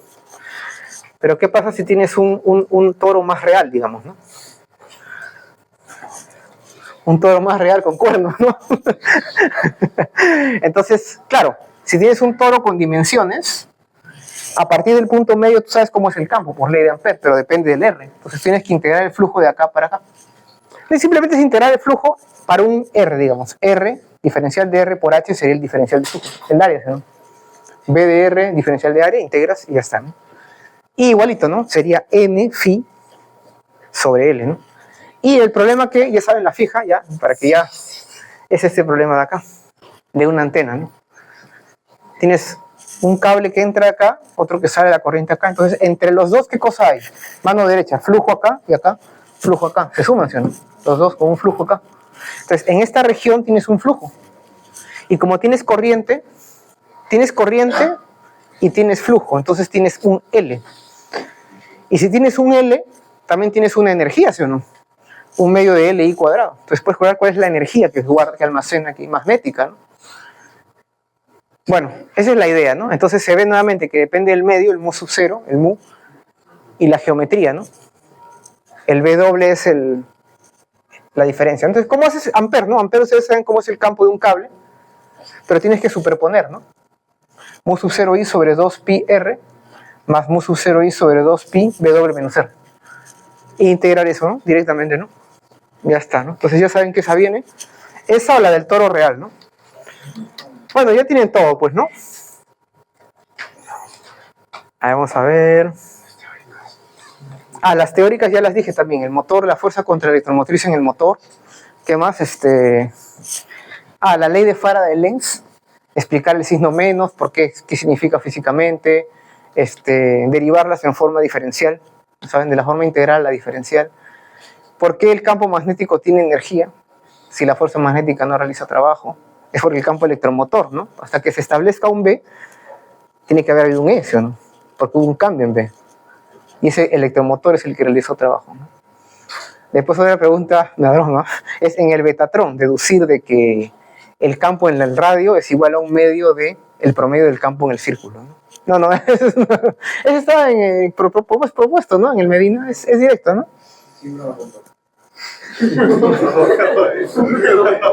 ¿Cómo? ¿Qué dijo? No, pero ¿qué dijo exactamente? No, normal, con confianza, no hay problema. Ahí pueden decirme lo que quieran. Dígame, normal. Sí, claro, no, la idea es que ustedes quieren sacarse 20, ¿sí o no? Sino que cada vez se hace más difícil sacarse 20, ¿no? Exactamente. Vamos a ver, pues depende. Si estoy muy estresado ya, o sea, si me estresan mucho, porque si ustedes están estresados, yo también me estreso. Yo quiero que ustedes estén tranquilos. Si no, después yo voy a estar tan estresado que voy a querer renunciar, voy a querer irme a Río de Janeiro. Eslovenia es muy tranquilo, yo quiero Río de Janeiro porque ahí está la playa, la diversión, ¿no? Como Feynman, pues, ¿no? Feynman le gustaba Río de Janeiro, ¿no? Con los tambores, ¿no? Los bongos. El carnaval, ¿no? En el carnaval, pues me voy para el carnaval. Feynman, Richard Feynman. Bueno, todo físico, pues para un Feynman es como un dios, es lo máximo Feynman, ¿no? Pero llegar a ser como Feynman, yo no conozco a nadie en mi vida que haya sido así tan genio como Feynman, o sea, personalmente, ¿no? Algunos queríamos, porque en algún momento quisimos ser como Feynman, pero lo único que yo pude llegar a parecerme un poquito a Feynman es en que a mí también, como él, le gustaba divertirse, ¿no? A mí también me gustaba divertirse. Nada más. Pero eso no es nada genio, ¿no? Bien, a ver, esa es la idea, ¿no? Entonces he visto la fuerza contra electromotriz, el L, ¿no? El inductor, ¿no? Como elemento, ¿cuál es el rol del inductor? Oponerse al cambio en la corriente. ¿Qué más se ha visto? El circuito RL, ¿no? Cuando está con la batería y la corriente se estabiliza, y luego cuando se quita la batería la corriente cae, ¿no? Ahora, ¿qué pasa si les ponen un circuito un poco más complicado, ¿no?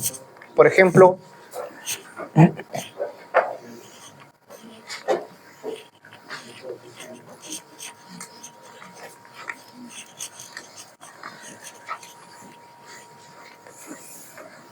¿Qué pasa si les ponen un circuito así, ¿no? O sea, acá pones una batería, acá pones un resistor, acá pones otro resistor y acá pones un inductor.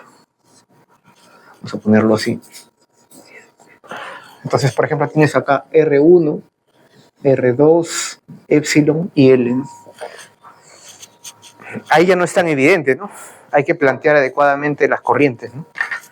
O sea, considera acá una corriente I, que va a depender del tiempo. Acá, no sé, llámale I1, aquí llámale I2, y tienes que aplicar Kirchhoff aquí, luego aquí, ¿no? O aquí, ¿no?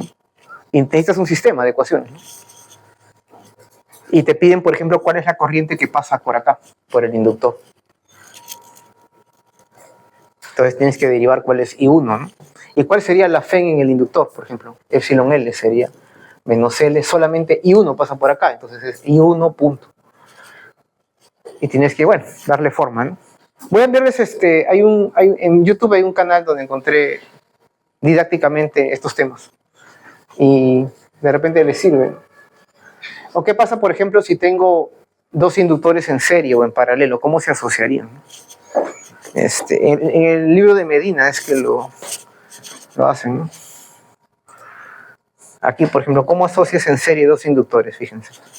Entonces hay que considerar que la caída en uno es menos L1. La corriente es la misma.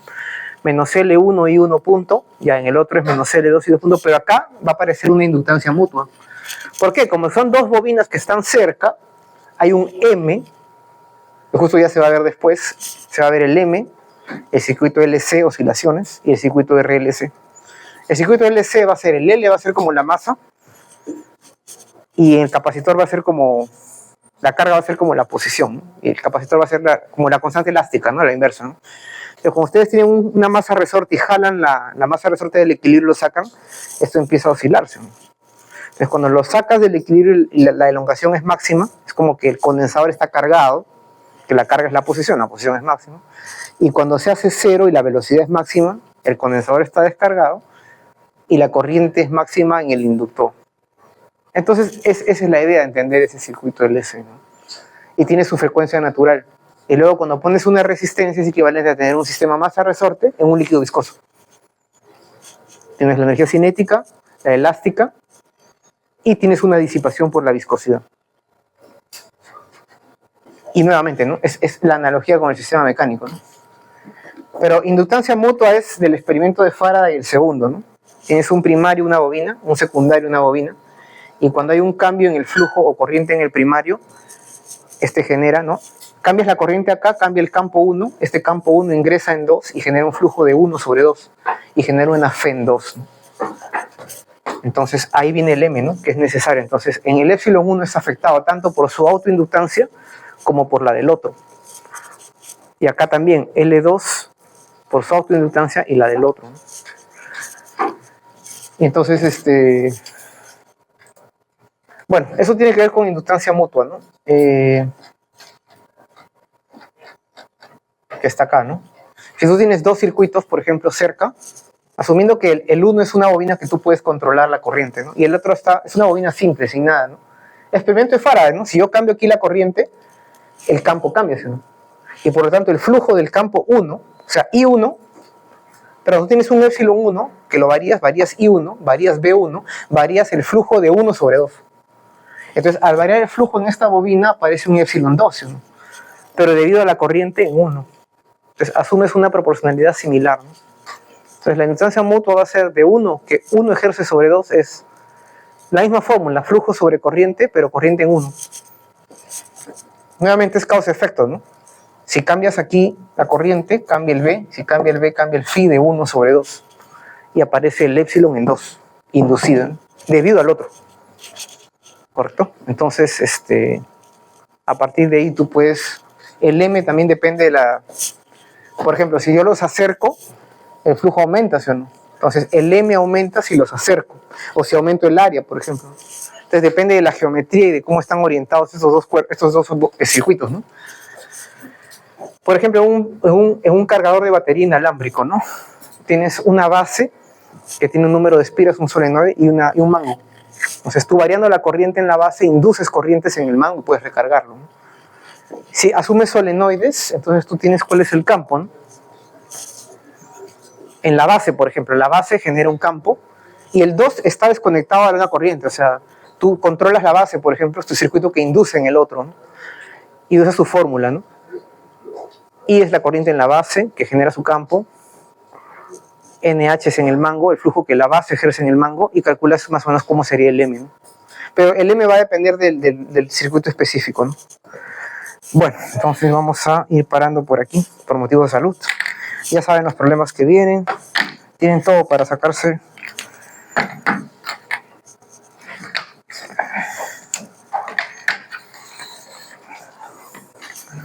Ya, cualquier cosa a mí me pueden, pues, con confianza, preguntar, lo que sea. A mí normal, ¿eh? Pueden decirme cualquier cosa, no hay problema.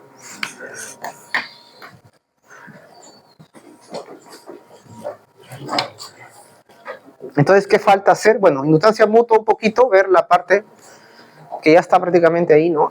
La idea, ¿no? El circuito LC y el circuito RLC. Y hacer ejercicios, ¿no? Sobre todo esos ejercicios donde hay circuitos de este tipo más complicados, ¿no? O por ejemplo que tengo una resistencia y acá tengo dos inductancias. O sea, acá tengo una caída que es menos, por ejemplo, ¿no? L1 y acá tengo una inductancia L2.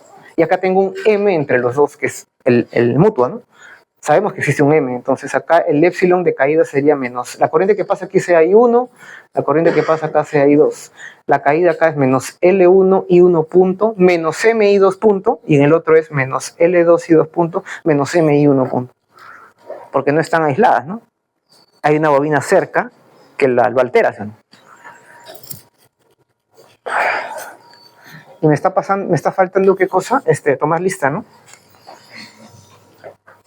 Los plumones que ya no sirven a mí me estresan porque, no sé, no me estreso mucho porque si no después hay que cuidar la salud. El estrés no es bueno, ¿sabes? O sea, hay que... Ya. ¿Qué me falta? Me falta tomar lista, ¿no? Perdón.